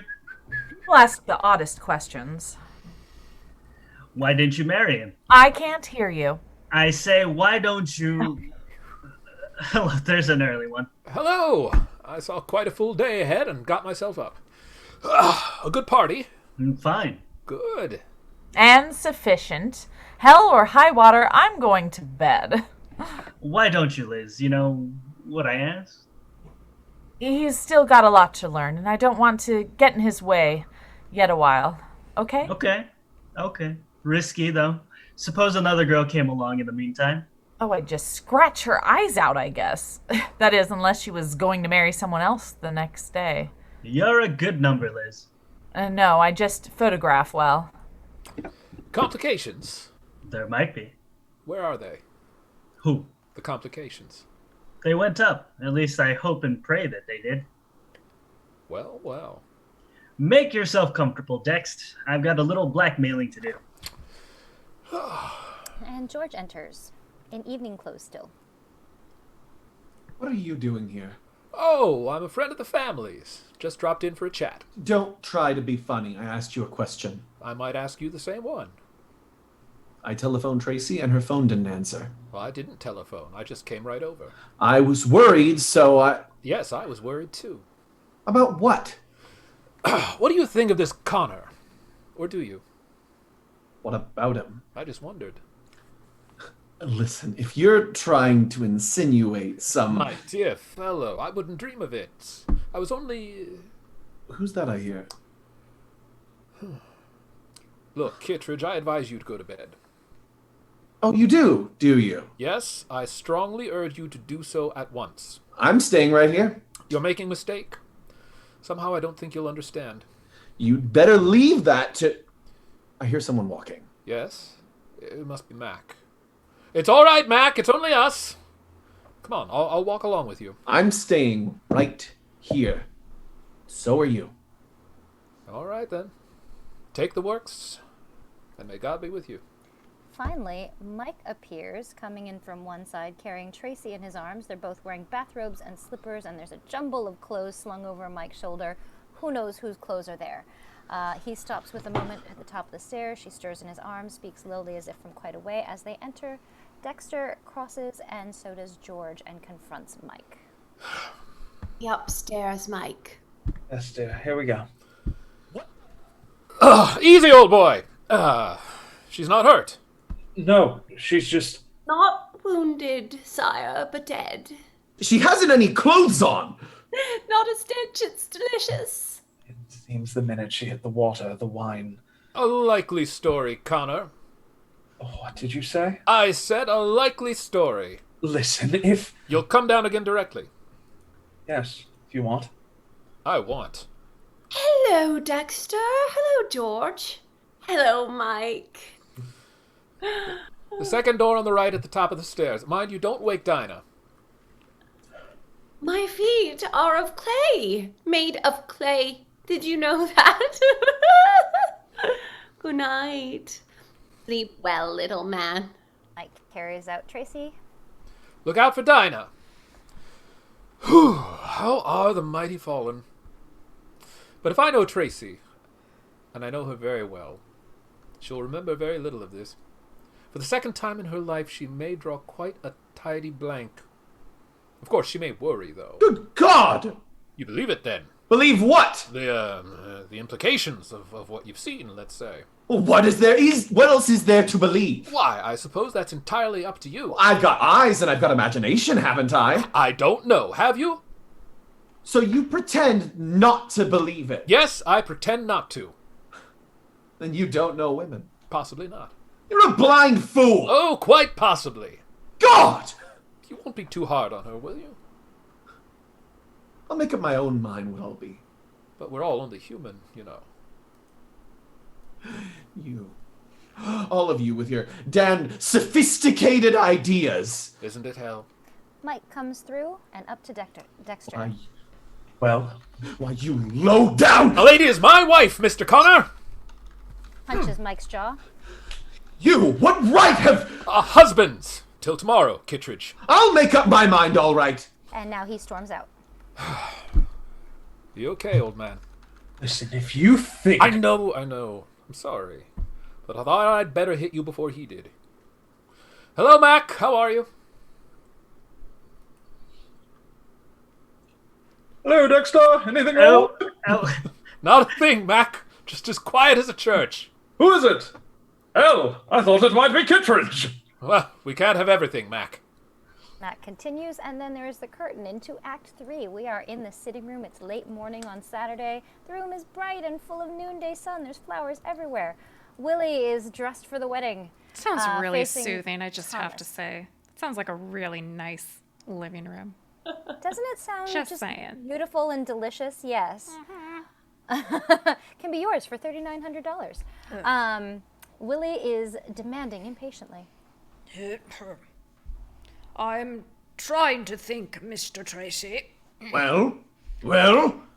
She wakened late, sir, and had a tray in her room. I believe May and Elsie are just now dressing her. It's not the bride I'm asking about. It's her sister. I haven't seen Miss Dinah since her breakfast, sir. She came down rather early. Is there anything wrong with her? I did notice she seemed a trifle silent. She only took one egg and neglected to finish her cereal. The hot cakes and bacon, however, went much as usual. She was telephoning me like a madwoman before I was out of my tub.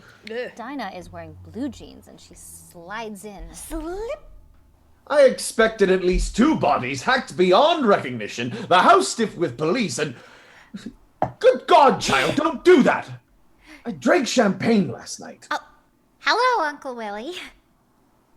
Why must I come on ahead of your Aunt Geneva? Why must I waste not 1 minute? What's amiss? What's about? Speak up, don't stay With your big eyes like a stuffed owl. Is there anything else, sir? If not, Thanks, Thomas. Nothing. Thomas exit. Dinah is pulling at Willie's coattails. Come over here and speak very low. Nobody's allowed in this room this morning but Tracey. And speak terribly low. Because everybody's hungover.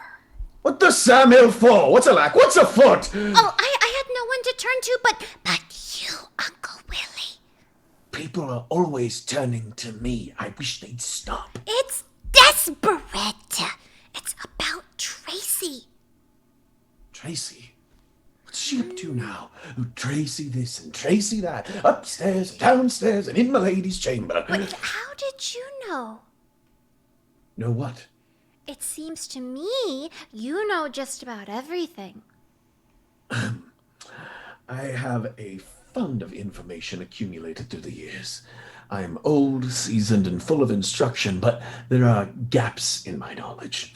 Ask me about falconry, say, or ballistics, and you'll get nowhere. Well, I meant more about people and sin. I know only that they are inseparable. I also know that the one consolation for being old is the realization that however you live, you will never die young. Get to the point, child. What do you want of me? Advice. On what subject or subjects? Well, look, you don't like George, do you? Kittredge? I deplore him, though he is very handsome. Well, and you'd like it if and you'd like it if Tracey didn't go ahead and married him after all, or would you? Where do you go to school? I don't yet. I'm going someplace next fall. High time. Like it? I would cheer. I would raise my voice in song. Shh. Well, I think I know a way to stop her from, but I need advice on how. Proceed, child. Proceed cautiously. Well, suppose she all of a sudden developed an illicit passion for someone who... Can you arrange it? Oh, it doesn't need to be. It is already. Ah! Since when? Last night, and well into the morning. You surprise me, Dinah. Imagine what I was, and just imagine what George would be. And the object of this illicit passion. Oh, let him be nameless. Oh, only tell me. Should I tell George? It's getting late. Dexter has come in, but the other two haven't noticed him yet. Maybe he'll want to marry her anyway.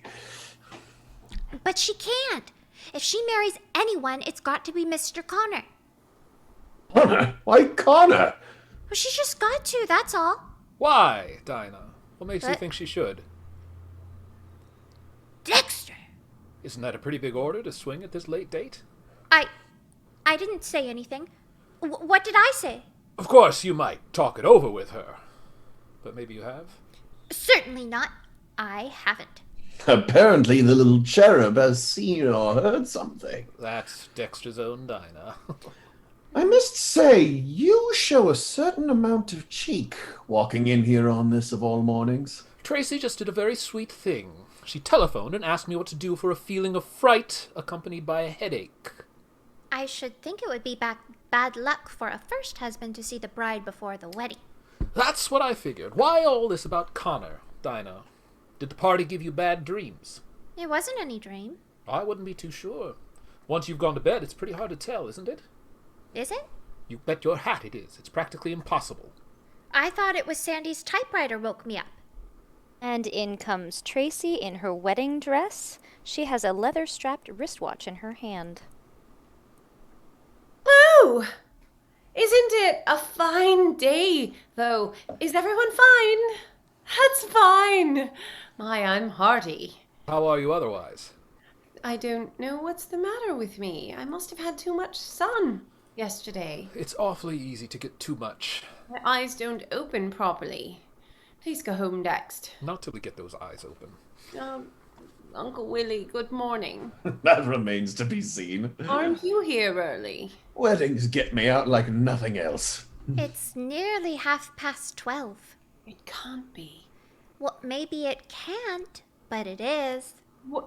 Where's Mother? Do you want her? No, I just wondered. She's talking with the orchestra, and Father with the minister, and... Dr. Parsons already. And Miss Embry's gone with her camera to shoot the horses, and Sandy's in his room, and Mr. Connor, he hasn't come down yet. And it's Saturday. And it's Saturday. Thanks loads. It's nice to have things accounted for. Only, I wonder what this might be. It looks terribly like a wristwatch. But whose? I found it in my room. I nearly slept on it. Getting out of bed? Yes. Why? I just wondered. There's another mystery, Uncle Willie. Mysteries irritate me. I was robbed at your house last night. You don't say. Yes, my bracelet and my engagement ring are missing everywhere. Probably someone's house guest from New York. Here you are. But you weren't at the party. Wasn't I? Weren't you? Don't tell me you don't remember. I sort of do now. But there was such a lot of people. You should have taken a quick swim to shake them off. There's nothing like a swim after a late night. Swim. There, now they're open. That was just the beginning. And it was no dream. Don't you think, sir, that if you and I went to the pantry at this point, speaking of eye-openers? The only sane remark I've heard this morning. I know a formula that is said to pop the pennies off the eyelids of dead Irishmen. Oh, Dinah. If conversation drags, you might tell Tracey your dream. What did he say? Oh, nothing. Trey, I hate you to get married and go away. I'll miss you, darling. I'll miss all of you. We'll miss you too. It isn't like when you married Dexter and just moved down the road a ways. I'll come back often. It's only Wilkes-Barre. It gripes me. Baby. You know, I did have the funniest dream about you last night. Did you? What was it? Well, it was terribly interesting and awfully scary, sort of. Do you like my dress, Dinah? Oh, yes, ever so much. Oh. It feels awfully heavy. You'd better rush and go get ready yourself. Oh, you know me. I don't take a minute. There are violins tuning up, but we can't play them because of DRM. Turn around, Tracey. Yes, it looks lovely. What's that? That scratching sound I hear. Oh, it's just the orchestra tuning. Yes. I'm glad we decided against the blue one. Where's your father? You know, I feel completely impersonal about all of this. I can't quite grasp it. Get dressed, Dinah. That sun is certainly bright, all right, isn't it? It was up awfully early. Was it? Unless I dreamed that too. It was supposed to be the longest day of the year or something, isn't it? I wouldn't doubt it for a minute. It was all certainly pretty rooty-tooty. What was? My dream. Dinah, you'll have to learn sooner or later that no one is interested in anybody else's dreams. I thought I got up and went over to the window and looked out across the lawn, and guess what I thought I saw was coming over out of the woods. I haven't the faintest idea. A skunk? Well, sort of. It was Mr. Connor. Mr. Connor? Yes, with both arms full of something, and guess what it turned out to be? What? You. Oh. And some clothes. Wasn't it funny? It was sort of like as if you were coming from the pool. Pool? Mm-hmm. Crazy. I'm standing here solidly on my own two hands, going crazy, and then what? And then I thought I heard something outside in the hall, and I went and opened my door with a crack, and there he was, still coming along with you, puffing like a good steam engine. his wind can't be very good. And then what? And then you were sort of crooning. I never crooned in my life. I guess it just sort of sounded like you were. And then he, guess what? I couldn't possibly. Then he just sailed right into your room with you, and that scared me so that I just flew back to bed, or so I thought. And then I pulled the covers up over my head and laid there shaking and thinking, if that's the way it is, why doesn't she marry him instead of old George? And then I must have fallen even faster asleep, because the next thing I knew it was 8 o'clock and the typewriter was still going. Oh, Sandy, typewriter. So in a minute, I got up and went to your door and peeked in to make sure you were all right. And guess what? What? You were. He was gone by then. Gone. Of course he was gone. He was never there. I know, Tracey. Well, I should certainly hope you did. I'm certainly glad I do, because if I didn't, and if in a little while I heard Dr. Parsons say, if anyone knows any just cause or reason why these two should not be united in holy matrimony, I wouldn't know what to do. And it was all only a dream. Naturally. I know. Dexter said so, straight off. But isn't it funny, though? Dexter? Yes, he said... You told Dexter all that? Not a word, not a single word, but you know how quick he is. Dinah Lord, you little fiend, how can you? Tracey, the next time you marry, choose a different man of God, will you? This one wears me out. Good heavens. Dinah, get into your clothes. You look like a tramp. I'm going. Father! Yes, Tracey? I'm glad you came back. I'm glad you're here. Thank you, child. I'm sorry. I'm truly sorry. I'm a disappointment to you. I never said that, daughter, and I never will. Where's your mother? Where's George? Comes Mike. Good morning. Oh! Hello! I was taking the air. I like it, but it doesn't like me. Hello, Dinah. Retna, can you read chat? Dinah says, how do you do? Thank you. Did you have a good sleep? Wonderful. How about you? Marvelous. Have you ever seen a handsomer day? Never. What did it set you back? I got it for nothing. For being a good girl. Good. The part of Dinah will be played by me for a moment. I'm going, don't worry. Why should you? I guess you must have things you wish to discuss. Things to... What are you talking about? Only remember, it's getting late. Some of them are in already. My, they look solemn. I'll be ready when you are. She's always trying to make situations. How's your work coming? How are you doing us up brown? Somehow I've lost my angle. How do you mean, Mike? I've just got so damn tolerant all at once. I doubt if I'll ever be able to write another line. You are a fella, Mike. Or the mug of this world. I don't know. When you're at work, you ought to be doing... You'll see that tolerant... What's the matter with your chin? Does it show? Little? What happened? I guess I just stuck it out too far. Into a door? In the dark? That's it. Hmm. Are you all right, Tracey? Me? Of course, why shouldn't I be? That was a flock of wine we put away. I never felt better in my life. That's fine. That's just Daisy. I guess we're lucky both to have such good heads. Yes, I guess. It must be awful for people who, get up and make speeches or try to start a fight or, misbehave in general. Certainly must. It must be some sort of hidden weakness coming out. Weakness? I'm not so sure of that. Anyhow, I had a simply wonderful evening.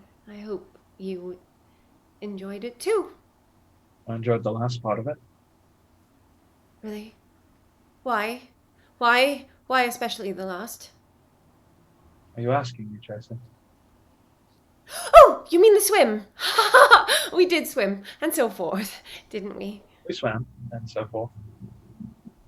Mike. You darling girl. Mike. What can I say to you? Tell me, darling. Not anything. Don't say anything. And especially not darling.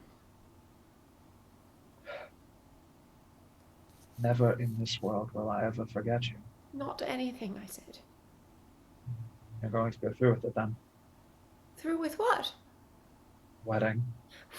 Why? Why shouldn't I? Well, you see, I've made a funny discovery that in spite of the fact that someone's up from the bottom, he may be quite a heel. And even though someone else is born to the purple, he may still be quite a guy. Hell, I'm only saying what you said last night. I said a lot of things last night, it seems. All right. No dice, but understand. Also no regrets about last night. Why should I have? That's it. That's the stuff. You're wonderful. You're aces, Tracey. You don't know what I mean. I'm asking you to... Tell me straight out. Tell me the reason why I should have any... No, don't. Just tell me, what time is it? What's happened to my wristwatch? Why, is it broken? It's gone. I've lost it somewhere. I can't tell you how extremely sorry I am to hear that. Well, I'd always just as soon not know the time. There, on the table. What is... Oh, for the love of... Who found it? I'll give a reward or something, I must. I don't think any reward will be expected. Now then, this medicine indicated in cases of... Oh. Hello, Connor. How are you? About as you think. Is that for me? For Tracey. Why? Would you like one? I would sell my grandmother for a drink, and you know how I love my grandmother. Oh, Uncle Willie's around in the pantry doing weird and wonderful things. Just say I said. One of the same. Is it all right if I say two? Well, that's between you and your grandmother. And find Liz. Doctor's orders, Trey. What is it? Just the juice of a few flowers. Peppermint. White, and one other simple ingredient. It's called a stinger. It removes the sting. Oh, Dexter, don't say that. Why not, Trey? Nothing will, nothing ever can. Oh, Dexter, I've done the most terrible thing to you. To me? Did you say? I doubt that, Red. I doubt it very much. You don't know! Well, maybe I shouldn't. You've got to, you must. I couldn't stand if you didn't. Oh, Dexter. What am I going to do? But why to me, darling? Where do I come into it anymore? Aren't you confusing me with someone else? A fellow named Kittredge or something. George. That's right, George Kittredge. A splendid chap. Very high morals. Very broad shoulders. I've got to tell him. Tell him what? I've got to tell him. But if he's got any brain at all, he'll be realized by this time what a fool he made of himself when he... When he what? Hello? Hello, George. This is Tracey. Look. I don't care if it's bad luck or not, but I've got to see you for a minute before the wedding. What? What note? I didn't get any note. When? Well, why didn't someone tell me? Right. Come on the run. He sent a note over at 10 o'clock. I told you he'd come to his senses. Whoa. Was he here too? Sure. My God, why didn't you sell tickets? Finish your drink. Will it help? Well, there's always the hope. Oh. Enters. You rang, miss. Isn't there a note for me from Mr. Kittredge somewhere? I believe it was put on the hall table upstairs. Mrs. Lord said not to disturb you. I'd like to have it, if I may. Very well. Say something, Dext. Anything. No, you do. Oh, Dext, I'm wicked. I'm such an unholy mess of a girl. Oh, that's no good. That's not even conversation. Never in all my life! Not even if I live to be 100 will I ever forget the way you tried to stand me on my feet again this morning. You're in grand shape. Tell me, what did you think of my wedding present? I like my presents at least to be acknowledged. It was beautiful and sweet, Dext. She was quite the boat, the true love. Was and is. She had the same initials as yours. Did you ever realize that? No, I never did. Nor did I, till I last saw her. Funny, we missed it. She was yeah. She was yeah, all right. I wasn't, was I? Wasn't what? Yeah. Not very. You were good at the bright work, though. I'll never forget you down on your knees on the deck every morning with your little can of polish. I wouldn't even let you help, would I? Not even me. I made her shine. Where is she now? Oh, in the yard at 700 Acre, getting gone over. I'm going to sell her to Rough Watrous at Oyster Bay. You're going to sell the true love? Why not? For money? He wired an offer yesterday. To that old rum pot. Well, what does it matter? She's too clean. She's too yeah. I know, but when you're through with the boat, you're... That is, of course, unless you want her. Of course, she's good for nothing but racing, and only really comfortable for 2 people, and not so damned so for them. So I naturally thought, but of course, if you should want her. No, I don't want her. I'm going to design another for myself, along a little more practical lines. Are you? I started on the drawings a couple of weeks ago. What will you call her? I thought The True Love 2. What do you think? Dexter, if you call any boat that, I promise you I'll blow you and it right out of the water. Well, I know it's not very imaginative, but... Oh, just try it. That's all. I'll tell you what you can call it if you like. What? In fond remembrance of me. What? The easy virtue. Trey, I'll be damned if I'll have you thinking such things of yourself. Oh, what would you like me to think? I don't know. But I do know that virtue, so-called, is no matter of a single misstep or 2. Oh, you don't think so? I know so. It's something inherent. It's something regardless of anything. Oh, like fun it is. You're wrong. The occasional misdeeds are often as good for a person as the more persistent virtues. That is, if the person is there. Maybe you haven't committed enough, Trey. Maybe this is your coming of age. I don't know. Oh, I don't know anything anymore. Well, that sounds very hopeful. That's just fine, Trey. Oh, be still, will you? Thanks. Oh. Go ahead. No, Edward's coming in. Thanks, Edward. They're practically all in, miss, and quite a number standing in the back. All our best wishes, miss. Thanks, Edward. Thanks very much. And all ours, Tracey. Thank you. Thank everybody. Trey, he's here. He's arrived. Who has? Kid. Sydney Kid. What for? What does he want? Oh, may I scream? What the Oh, now I remember. Well, I should hope you would. I haven't been to bed at all. I gave him the profile. He's reading it now. I couldn't stand the suspense, so I... Profile, did you say? What profile? The kid himself, complete with photographs. Do you want to see a copy? Holy St. Rose of South Bend. Offered in exchange for yours of us. I told him what a help you'd both been to me. I don't think you'll find it so hard to resign now, Mike. Me neither. That's all right with me. Belts will be worn tighter this winter. I'll see how he's bearing up. Good morning, Dr. Parsons. How's everything?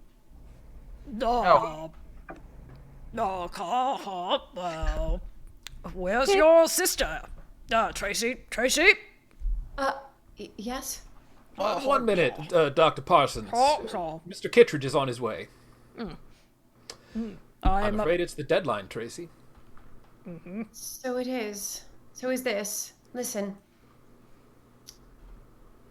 My dear Tracy, your conduct last night was so shocking to my ideals of womanhood that my attitude toward you and the prospects of a happy and useful life together has changed materially. Your, to me, totally unexpected breach of common decency, not to mention the moral aspect. Tracy! Hello, George. Tracy, all these people. It's only a letter from a friend. They're my friends, too. Not to mention the moral aspect. Certainly entitles me to a full explanation before going through with our proposed marriage. In the light of day, I am sure that you will agree with me. Otherwise, with profound regrets and all best wishes, yours very sincerely. Yes, George, I quite agree with you. In the light of day or the dark of night, for richer or poorer or better or worse, in sickness and in health, and thank you so very much for your good wishes at this time. That's all you've got to say. What else? I wish for your sake as well as mine I had an explanation, but unfortunately, I've none. You better just say good riddance, George. It isn't easy, you know. I don't see why. Say something, stupid. A minute. You'll grant I had a right to be angry, and very angry. Certainly had. You certainly have. For your sake as well, you said. Yes, it would be nice to know. Will you say something? Wait. What for? Enough rope. On the very eve of your wedding, an affair with another man. I told you I agreed, George, and I tell you, good riddance to me. That's for me to decide. Well, I wish you would a little more quickly. Look, Kittredge. If there was some way to make you see that regardless of it, or even because of it, I somehow feel more of a person, George. That's a little difficult to understand. Yes, I can see that it would be. Not necessarily. You keep out of it! You forget I am out of it. Kittredge. It just might interest you to know that the so-called affair consisted of exactly 2 kisses and 1 rather late swim. Thanks, Mike, but there's no need to... All of which I thoroughly enjoyed, and the memory of which I wouldn't part with for anything. It's no use, Mike. After which, I accompanied her to her room, deposited her on her bed, and promptly returned to you two on the porch, as you will doubtless remember. Doubtless, without a doubt. You mean to say that was all there was to it? I do. Why? Was I so damned unattractive, so distant, so forbidding, or something? Oh, this is a fine talk, too! I'm asking a question! You are extremely attractive. As the distant and forbidding on the contrary, but you are also somewhat the worse or the better for wine, and there are rules about that, damn it. Thank you, Mike. I think men are wonderful. The little dears. Well, that's a relief, I'll admit it. Still... Right, what's the difference? If my wonderful, marvelous, beautiful virtue is still intact, it's no thanks to me, I assure you. I don't think... Purely by courtesy of the gentleman from South Bend. Local papers, please copy. I fail to see the humor in this situation, Miss Embry. I appreciate that. It was a little hard for me too at first. Oh, Liz. It's all right, Tracy. We all go a little haywire at times, and if we don't, maybe we ought to. Liz... You see, Mr. Kittredge, it wasn't Tracy at all. It was another girl, a Miss Pomeroy, 26. You'd had too much to drink. That seems to be the consensus of opinion. Will you promise me never to touch the stuff again? No, George. I don't believe I will. There are certain things about that other girl I rather like. But a man expects his wife to... Behave herself naturally. To behave herself naturally. Sorry. No. But if it hadn't been for the drink last night, all this might not have happened. Apparently nothing did. What made you think it had? It didn't take much imagination, I can tell you that. Not much, perhaps, but just of a certain kind. It seems you didn't think any too well of yourself. That's the odd thing, George. Somehow I'd have hoped you'd think better of me than I did. I'm not going to quibble, Tracy. All the evidence was there. And I was guilty straight off. That is, until I was proved innocent. Well? Downright un-American, if you ask me. No one's asking you! Listen, he's read it, and holy cats, guess what? What? He loves it. He says it's brilliant. He wants it for Destiny. I give up. Who wants what? Sydney Kidd! Sydney Kidd! Sydney Kidd is here himself. Big as life and twice as handsome. Boy, is this wedding a national affair now. Extremely kind and thoughtful of him. Come on, Tracy. It must be late. Let's let bygones be bygones. What do you say? Yes. And goodbye, George. I don't understand you. Please. Goodbye. But What on earth? I imagine she means that your explanation is inadequate. Look here, Tracey. You're too good for me, George. You're 100 times too good. I never said. And I'd make you most unhappy, most, that is, I'd do my best to. Well, if that's the way you want it. That's the way it is. All right. Possibly. It's just as well. I thought you'd eventually think so. I've got a feeling you've had more to do with this than anyone. A novel and interesting idea, I'm sure. You and your whole rotten class. Oh, class, Mike! Funny. I heard a truck driver say that yesterday, only with a short A. Listen! You're all on your way out. The lot of you. And don't think you want... Yes. And good riddance. Bye, George. There goes George. The orchestra plays a song you can't hear because DRM. Oh, my sainted aunt! That welter of faces! Oh, what in the name of all that's holy am I to do? You forgot your hat, Miss Tracey. Oh, God. Dear God, have mercy on Tracey. Tracey, Yes, Mike. forget the license. License? I've got an old one here that we never used, Maryland being quicker. Forget it. Old Parson Parsons, he's never seen Kittredge, has he? Nor have most of the others. I got you into this, I'll get you out. Will you marry me, Tracey? No, Mike. Thanks, but no. But listen, I've never asked a girl to marry me before in my life. I've avoided it. You've got me all confused. Why not? Because I don't think Liz would like it. And I'm not sure you would. And I'm even a little doubtful about myself, but I'm beholden to you, Mike.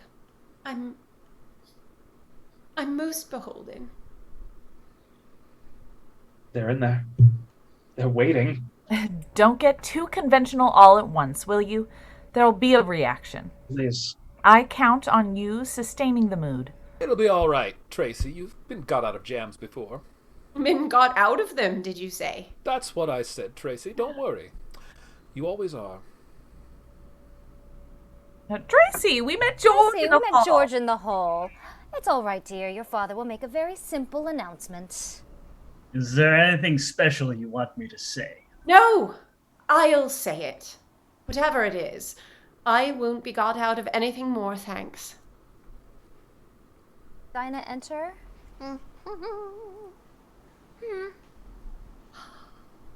Uncle Willie. Oh, I miss Uncle Willie. He was almost as handsome as George. What's a lack? What's amiss? There he is. Oh, this Where's my webcam? This just can't be happening with the webcams. It can't. It's fine. Hello! Good morning. That is to say, I'm terribly sorry to have kept you waiting, but there's been a little hitch in the proceedings. I've made a terrible fool of myself, which isn't unusual, and my fiancé... Seth? Beth. Wait, my dear. My fiancé, that is, he thinks we'd better call it a day. And I quite agree with him. Dexter,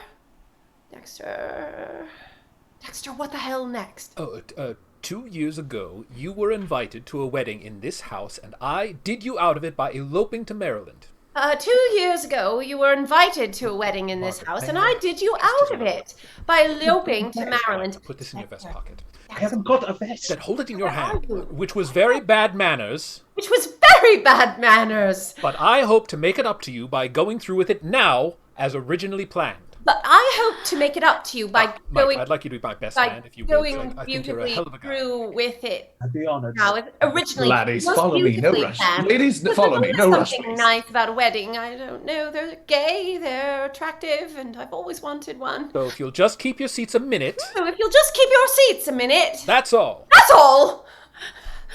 Susan, Margaret. Sir, are you sure? Not in the least, but I'll risk it. Will you? You bet. And you didn't do it just to soften the blow, No, Trey. nor to save my face. It's a nice little face.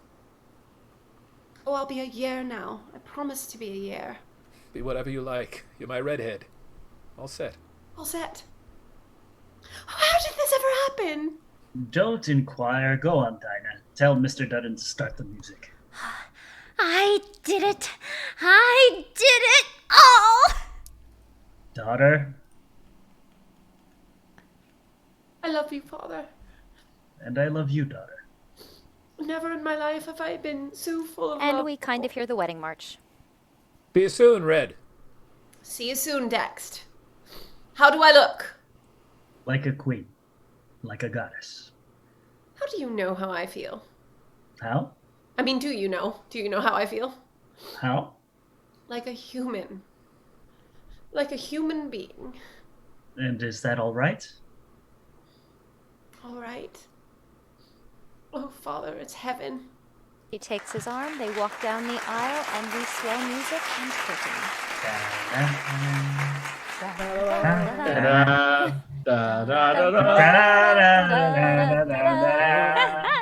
Take that, Twitch. Oops. Da da da la la la. Well, Thanks, everybody. Thanks Oh my everyone gosh. for coming. Tracy, in. you are a freaking magnificent Tracy. my Great. Well done. Yes. Oh my God, it was so fun to get to be Tracy. I thought I was going to be Mom. No. I get to be your mom. Yes! Oh my gosh, that was so much fun. Well, thank you everyone, and thank you everyone for coming and sharing part of your Sunday with us, and for everyone here. Like, thank you all for coming and sharing a couple hours of your Sunday with us. I am going to wrap up the stream for now. Take care, everyone. Thanks, everybody. Bye-bye, lovelies. Bye. Have a good day, everybody.